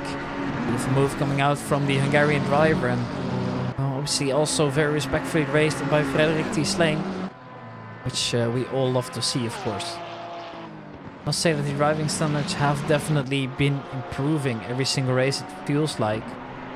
Here's Samuel Buckstad, finds himself in the pits again. That's his third pit stop, so he's met all the requirements already. But potentially one of the pit stops was faulty. Maybe he didn't actually refuel the first time, I don't know. But presumably he didn't. Probably decided to pit again to, well, get the damage in. Here we see Dan Pickles now in the pit. Lost a couple positions as a result. Well, I think he'll be able to make it out before this man, Tibor Silaki. This is my prediction, but yeah, obviously falling off quite a little bit. So he hadn't pitted yet, and that now means that everybody's going to enter the pit apart from this man, the current race leader, Dominic Gies, enjoying his, well, clean air at the moment, but he's going to have to come in at some point. Here we see Szymon Kowalski on the inside of Frederik T. Slane, sticks the move up there, and also moves himself up to P13 now. Oh, I think they might have just gone side by side again. Yes, they have. Now Szymon Kowalski definitely ahead, but the McLaren very, very close to him still. So great racing there from the BMW driver, and also you see that Frederik T. Slane is definitely trying his best to keep things clean, which I can only really appreciate. And we see that doesn't always happen in online racing. Right? Sometimes incidents just happen, but well, it's nice to see at least. Frederik T. Slane is definitely one of the most respectful drivers out there today, which I can only very much appreciate.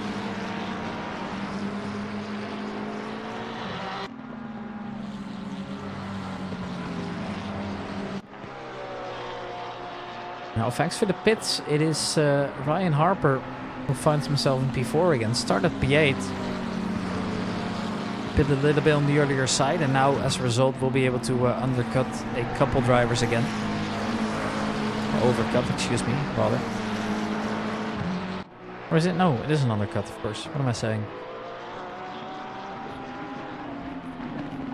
In P4, and his lap time seemed to be roughly equal to the drivers around him, so not expecting him to go anywhere soon, or at least he'll be able to catch up. Now, the driver behind him obviously is not a car that he's racing, right? That is Chris Steller, which, well, is kind of the border now between him and I believe that is Joe Tomlin right behind, if I'm not mistaken. No, that is actually not even... No, he's also on a different lap.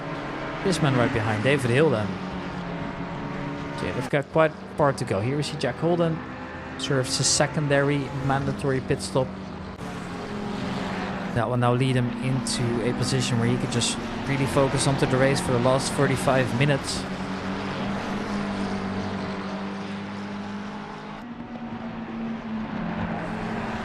A little tough, of course. Here we see Ryan Harper. Now you can see that he's actually lost quite a bit of pace here. Now, interestingly enough, obviously, Gustavo could choose to unlap himself, but would that even bring anything to the table? I don't think so. And actually, it wasn't Joe Tomlin. It was actually Ryan O'Sullivan in P17.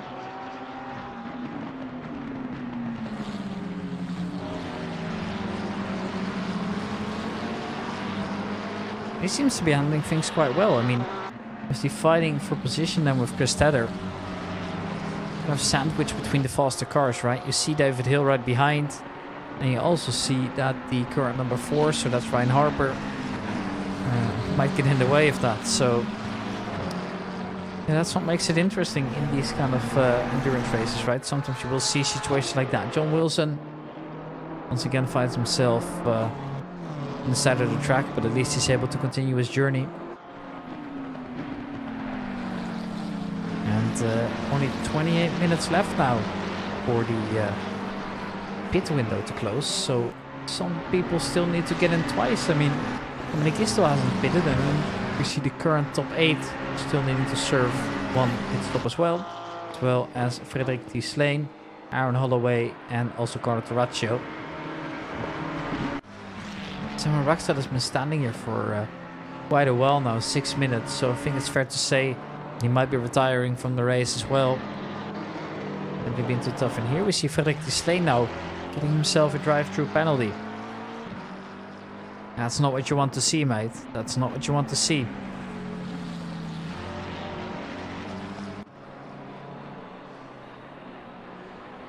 And I wonder for what, actually, because things are going well for him. Oh, and as I say that, he's found himself facing the wrong way. At least he's able to continue his journey. No damage done to the car or him, for that matter.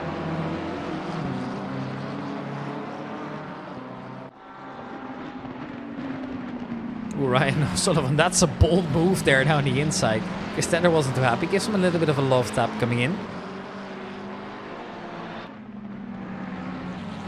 He's driving again. Frederick T. Slane now immediately in the pit lane.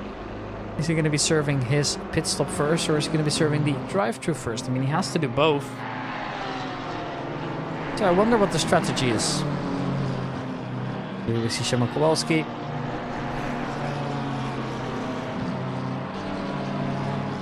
Yeah, Polish-British driver, if I'm not mistaken. Finds himself in P12.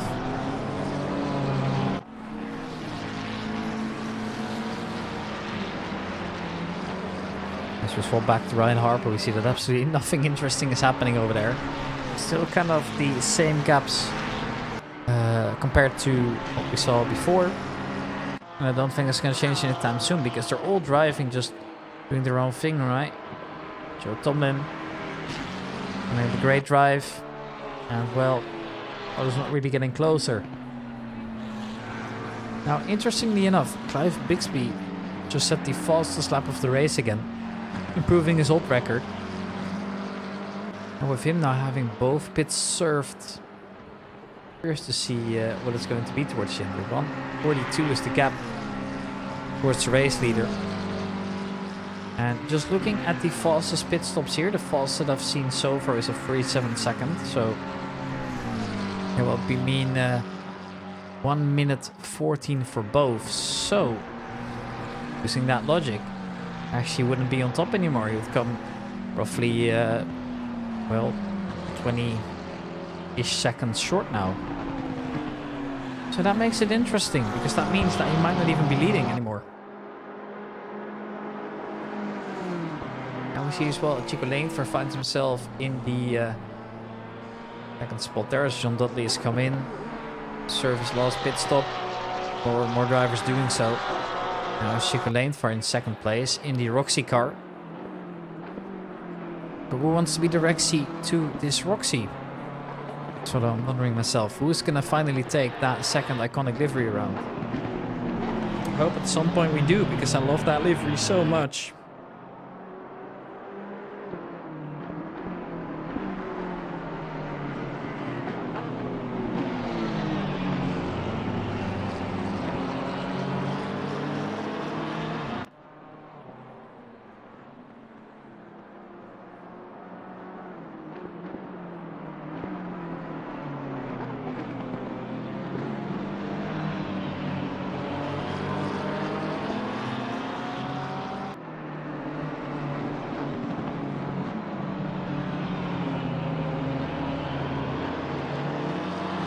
That's a mistake there made by Adam Xaplar. Therefore, the BMW will be taking over.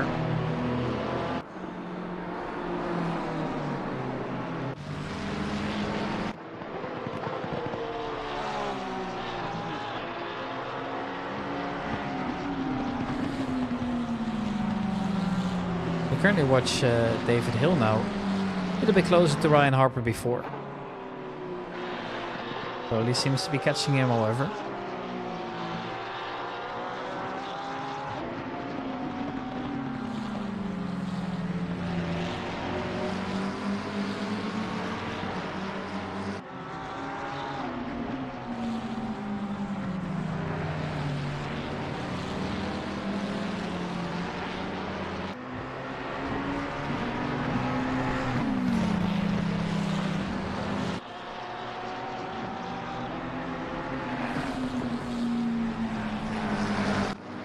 Interestingly enough, we also now see John Dudley losing yet another position.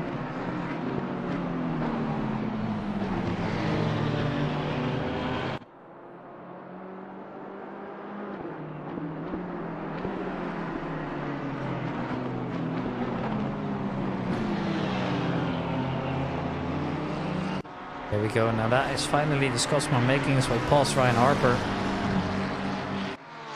Took a little while, but now they have.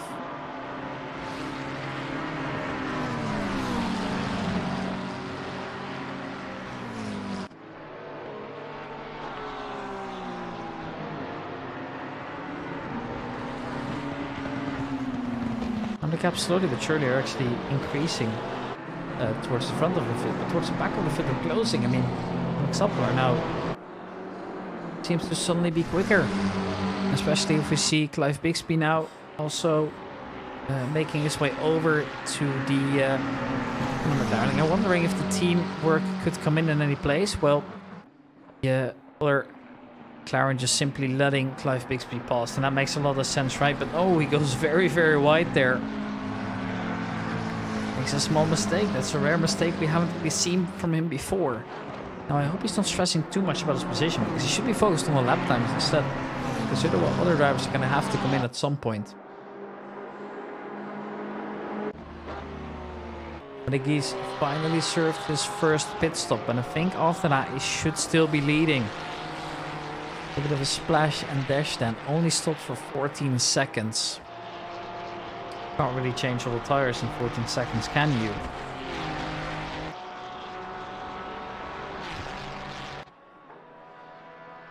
Interesting to see that. And also Chico Lanefar follows him, serving his second pit stop.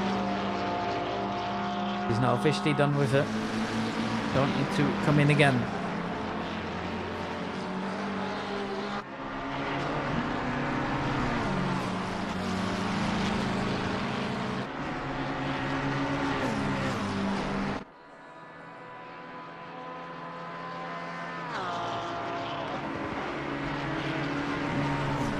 Here's Ryan Harper, still sticking aboard with them.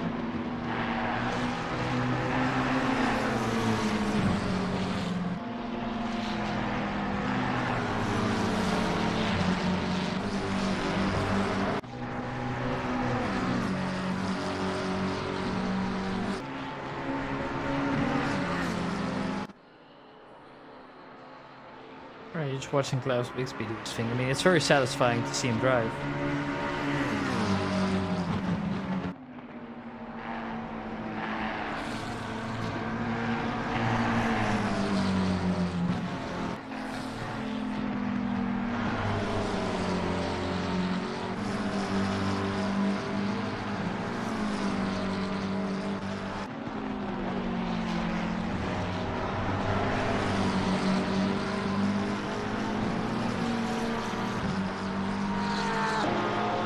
Look how close he's getting now, but simply not past yet.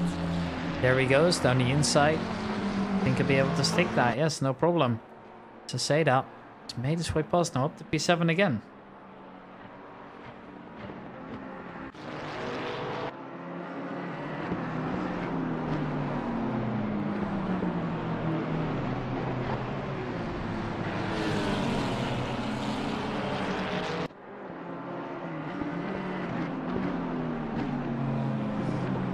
Jack Holland in the meanwhile has passed John Dudley.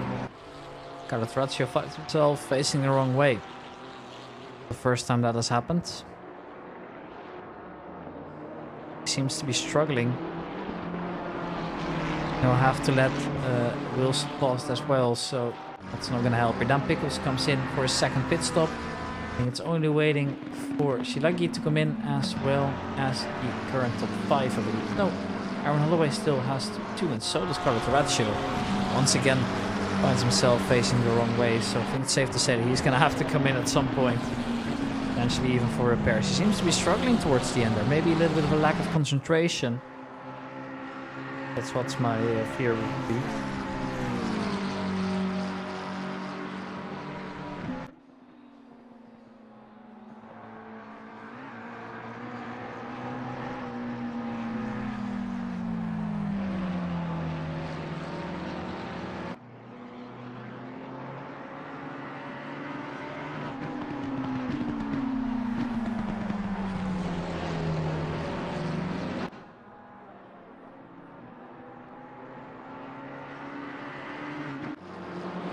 Pickles in the meanwhile lost the position over to John Dudley.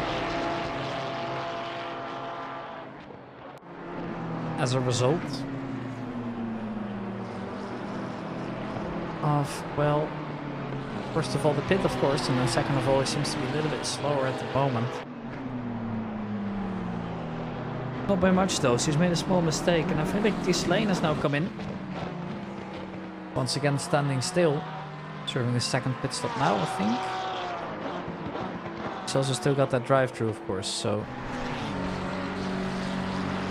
penalties are tough, to say the least. Now, we do know for a fact that it's not going to stop raining.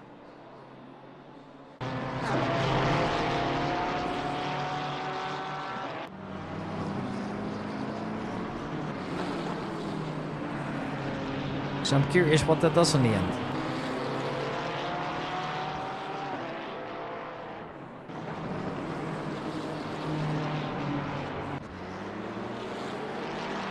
This lane is also taking a sweet time in the pit lane. I hope he's not retiring for the race. I hope he's going to finish. 20 minutes on the clock. It would be such a shame to give up now. Here we see Joe Tomlin has made his way past David Hill, and David Hill is now in P3. That's his original starting position.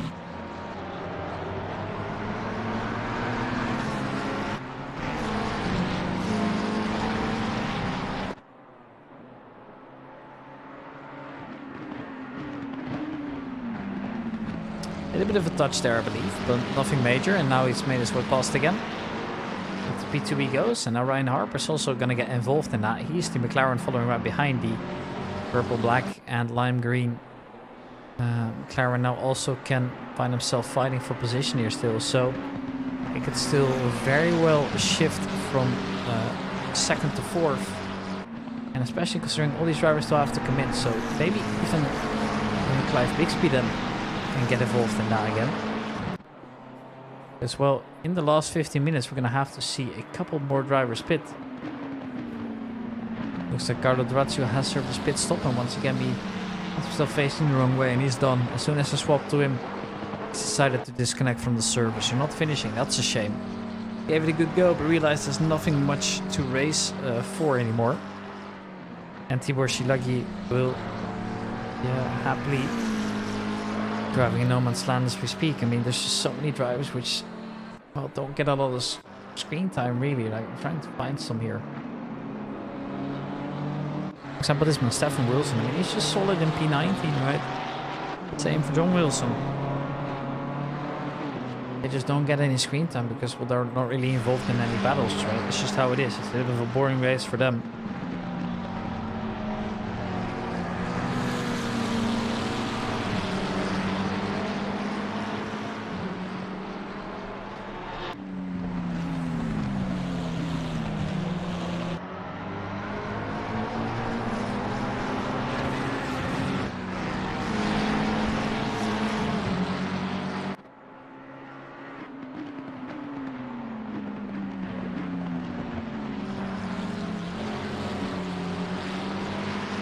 Steller still P16. Yeah, as at a race where he's been all over the place.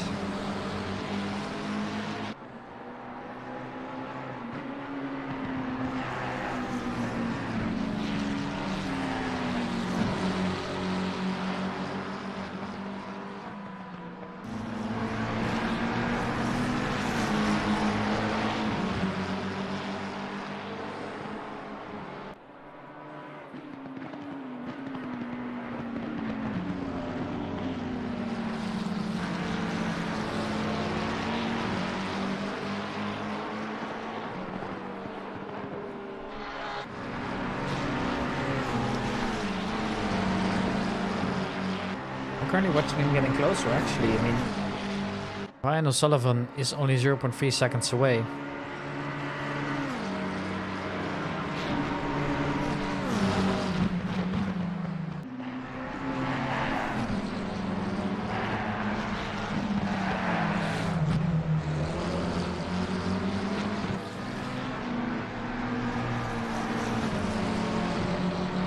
Oh yeah, I see them on the website as well now, actually. I've looked at the fuel count shop again.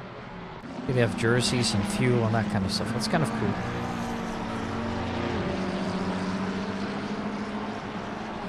No, that's well done. That's beautiful. I like that a lot, actually. Definitely well thought out. I must admit, I don't know much of these drivers on this list, but that's still cool that they have that kind of stuff, right?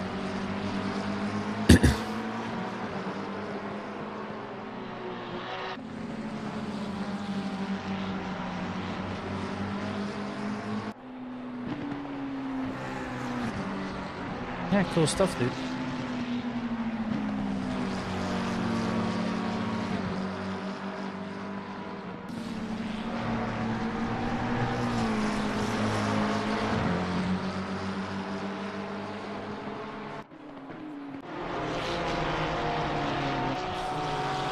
They're called an MP12. Well, they've gone strong for the last 16 minutes.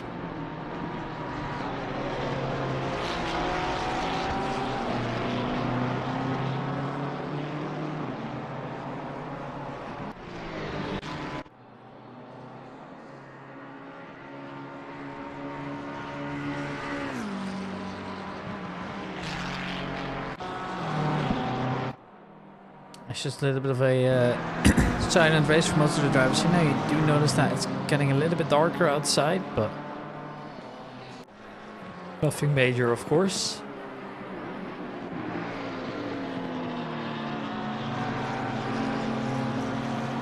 Murphy Gamble's had a little bit of a roller coaster ride. I mean, he started P6, finds himself in P17 at the moment.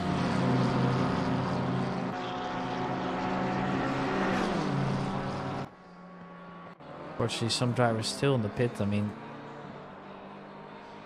don't think it's ever going out again. It's been stopped for 16 minutes. Unfortunately, some people just call it quits towards the end, but yeah, it is what it is, I guess. Ooh, and that is Matthew Gamble going off, and that is now also position taken over by Oliver Dewick. But in the background, Giuseppe De Vico also spins around. Aaron Holloway finds himself into the pit lane. Matthew Gamble, which was the one we saw spinning in the first place initially, somehow has all just happened at the same time. To switch over to the switch over to John Dudley to in a fight with Jack Holden.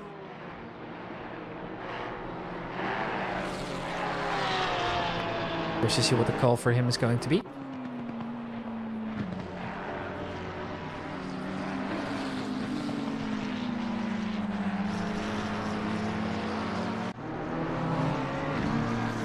Adam Stapler is the one we're aboard with at the moment. He's driving for Mortal Sim Racing in P10.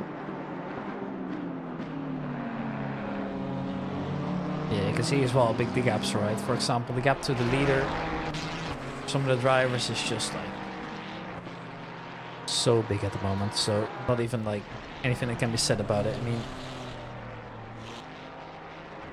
it's always a shame that it happens, but then again, it makes sense, right? There's just so much that happens at the same time. So many different strategies, so many incidents, just so many like seconds, right, between per lap. Like that can easily count up, right? If you're doing a 90-minute race, you're second slower per lap. In the end, you're going to be 90 seconds behind. So I guess it makes a lot of sense, but shame really, because I would love to see close racing towards the end, but that's just usually not the case, because all the drivers that kind of do their own thing are just driving in no man's land now and just need to focus on getting the lap times clean.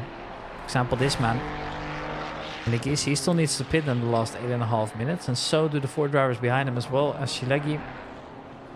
Sorry, yeah, Shilagi? Shilagi, sorry. The rest has served them, some of them even serving 3 pit stops. doing one extra. Various reasons, of course. For example, damage could be a thing. Serving penalties probably could be, although then they're most likely that they're gonna just finish the race with that penalty applied, right?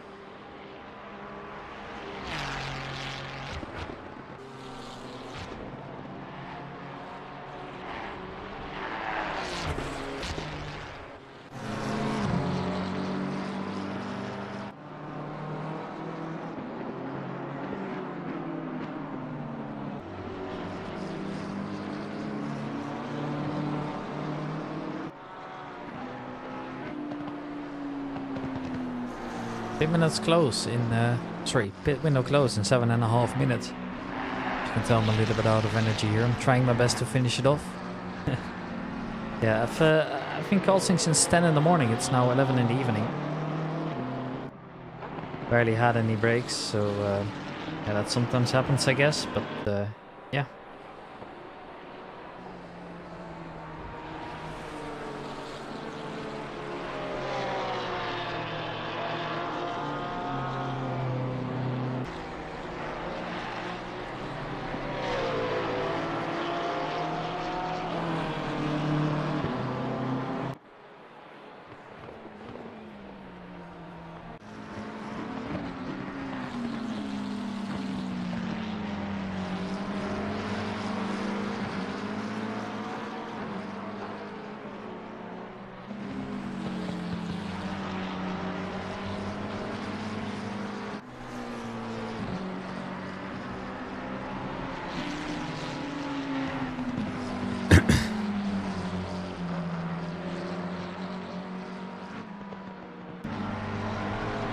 By the way, I should look at some good ideas for my man cave as well, because my room is obviously gonna, well, be changed up quite a bit. Make some upgrades to my rig, that kind of stuff, right? She got the thing in the wall now, so I don't know what I want to do with that exactly. Could a drive-through penalty send that out now? It's also one for Matthew Gamble, one for Ryan Harper, which is an absolute shame.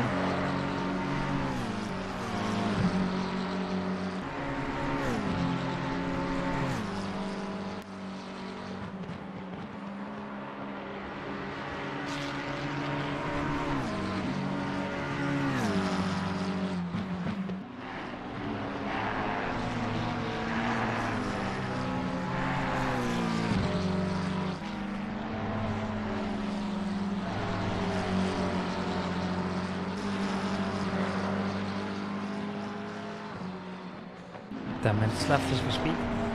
Yeah, I'm gonna browse through some ideas, right? What could be cool to add? I mean, I've got my wall art, of course.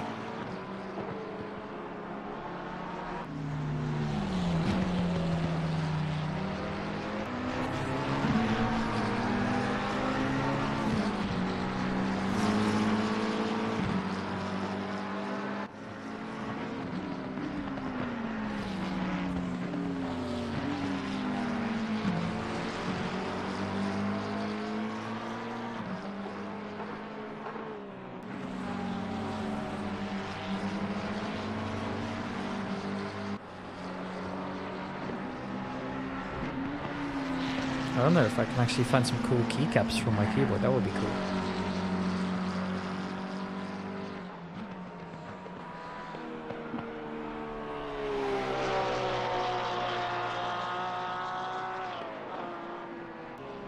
Just imagine I replace him with something cool.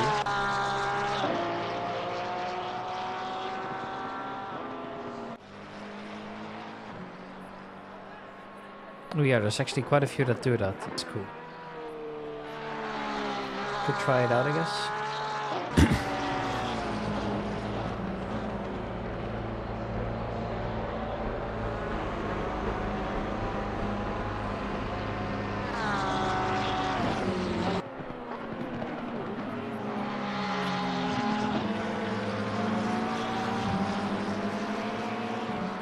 Yeah, that would be kind of cool to add, I guess. I'm gonna tweet that out to my after the race. I gotta tweet that out as well to the keyboard nerds out there.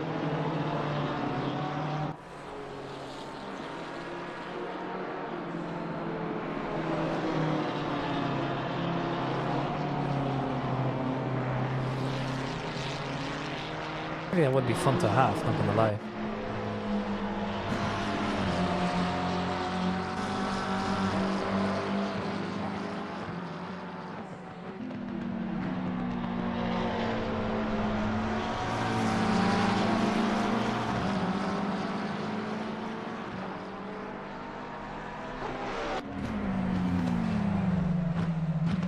Two and a half minutes left to get into the pit there, and there's still so many drivers that need to get in at some point. Geese being one of them.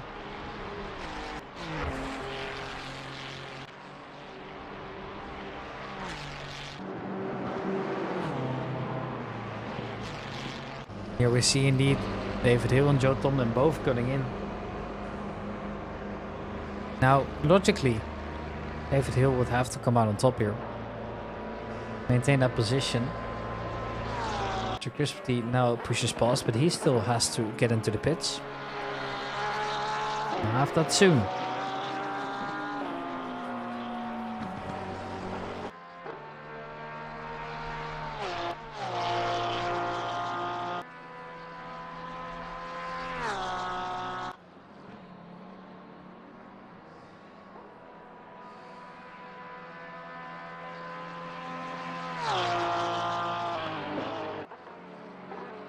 Lucky and Harper both coming in as well. So only 2 drivers yet to pit.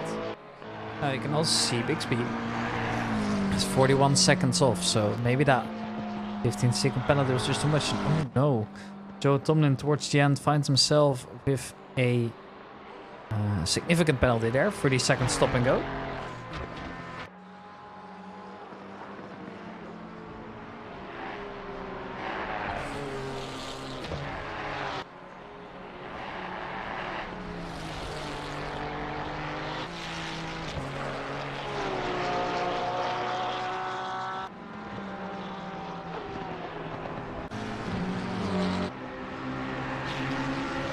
Oh no, Giuseppe De Vico also finds himself once again losing a bit of time. And losing that position to Ryan O'Sullivan, which is actually still for position, believe it or not.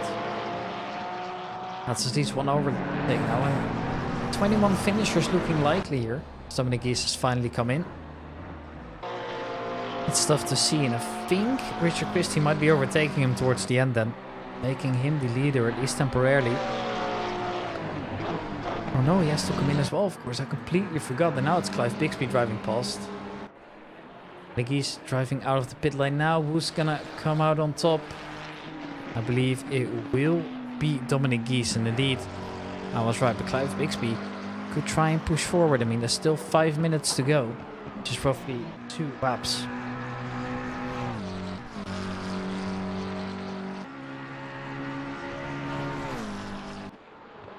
Alright, so 5 minutes left now. Clive Bixby finds himself in second position, as we now see Richard Christie headed into the pit box as well. Serves his second mandatory pit stop and his last pit stop at that as well. The last 5 minutes, all going to be about maintaining that position. I mean, unless something crazy happens, Clive Bixby is not catching up 5 seconds within these last 2 laps coming up. So in that case, it will just be the German driver of Dominic Geese to take a victory here. And Joe Tomlin obviously still has to come into the pits despite the pit window being closed already. And we see Joe Tomlin indeed serving that penalty. It's quite a significant at that. It's gonna put him back field quite a few numbers. As we now also see Ryan O'Sullivan going for a big slide. At least he managed to keep the car going. So therefore he will be able to continue.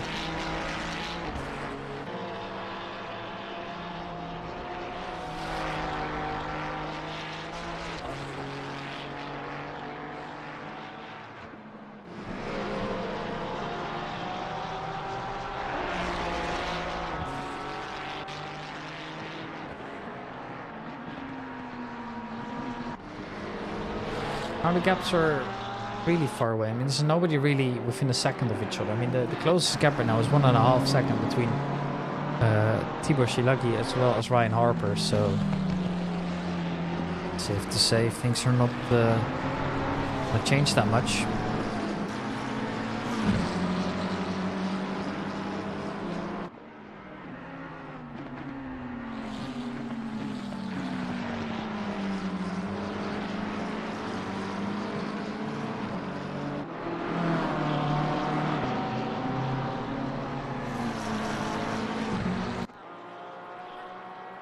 Yeah, 3 minutes to go.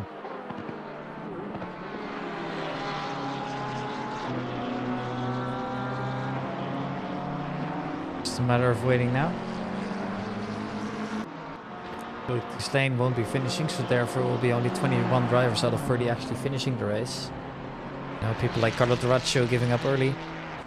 Well, it's a shame really, but they would finish the race, but I guess they won't. Now we see Chico Lane far. Just doing his thing. He lost 2.5 minutes as well, currently staying aboard with Roxy for a little bit longer. Just to admire the beauty of that livery.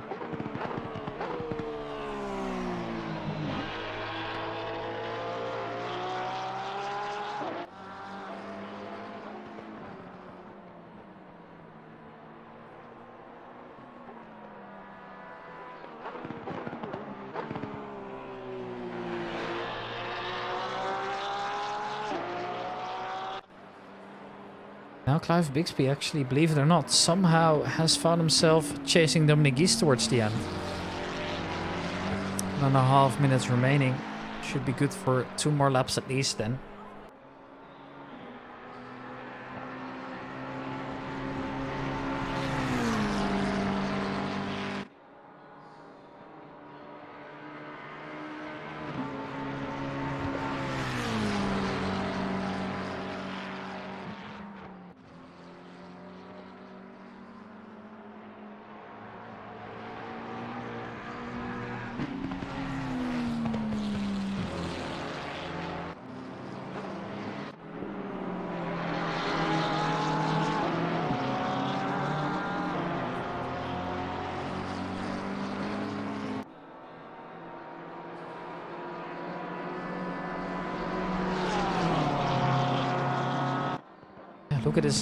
Look at this now. I mean, they're still together now towards the end.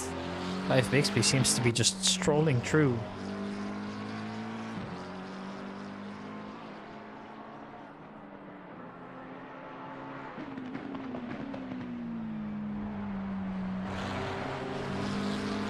Clive Bixby now actually could open a move. I mean, I think he's slightly quicker too here, and indeed it does leave space. Being Dominic Gies, of course, he wants to race hard, but he wants to race fair. Makes his way past now with only 20 more seconds on the clock to go. But obviously he's not done yet. He wants to take this home, and there we go. Dominic Gies, oof, that was tight. Looks like he was going to have a little bit of a moment there, but now that is the end of the line. Are they going to make it through one more lap? Looks like they won't, and therefore will be Bixby and Gies P1 and P2 respectively. Impressive stuff we're seeing from them, and now it's waiting for David Hill to make it across the line. Will finish in P3. Now waiting for Chico Lane far as well as Richard Christie. The Dutchman takes home a honorable P4. Very well done by the Dutchman to make it across the line. P4, especially in these conditions, can be tricky. Ooh, Richard Christie there towards the end then. Is there a place to get by? Who's going to make it to the finish first? Who's it going to be? It is Szymon Kowalski in the end to take P5. Oh no. Richard Christie slips a little bit, wasn't able to keep the position. Taplar in P7. Now it's waiting for Jack Holden to also cross the line here. P8. Well done to him. And we see Ryan Harper following right behind. And we have Shilagi coming in, as well as John Dudley making his way through the last turn. Oh, Richard Christie's going to be kicking himself towards the end. But yeah, still very good results for him nonetheless. And Pickles in P12 as we just saw the Porsche finish ahead. Now it's just a matter of seeing Chris Stetter make it through. I mean, the guy ahead of him will finish in P19. That is Joe Wilson. And 21 finishers after this very tough 30 driver event. I mean, well done to everybody finishing this race, because it has not been easy. That being said, as well as the last 2 drivers make their way across the finish, I believe everybody's finished then afterwards. That's Stetter now finishing, well as Joe Tomlin right behind. I believe that was the last one. That being said, well, that was an interesting one to say the least. Oh, there goes my screen for whatever reason. Ladies and gentlemen, I want to thank you guys all for watching. It's been an absolute pleasure.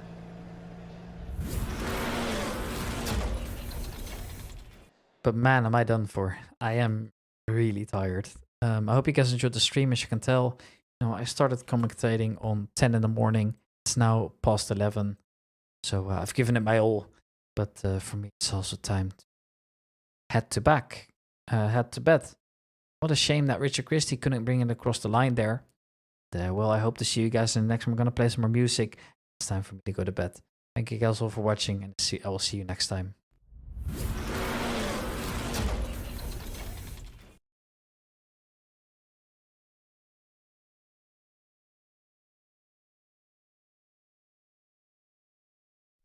My baby and I like new silky sheets every night.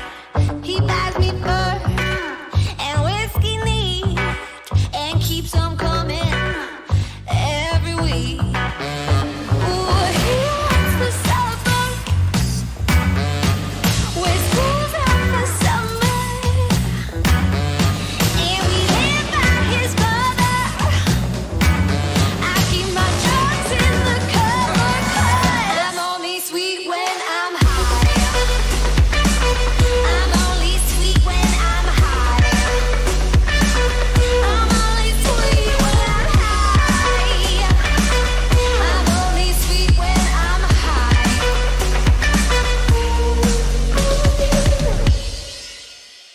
In class, I learned a lot. Two pretty boys to pass the time.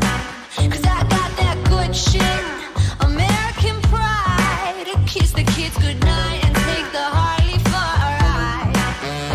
Ooh, he wants the suburbs where school's out for summer,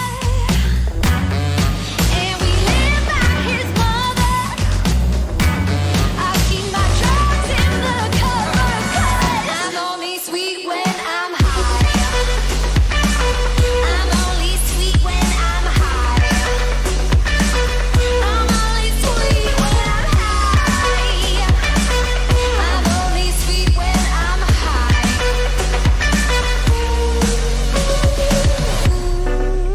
I get so bored, scrub the floors, then get drunk while doing chores. Does he even know me? Ooh, I'm never sure when he'll be home. Get into trouble on my own. I don't get lonely. Ooh,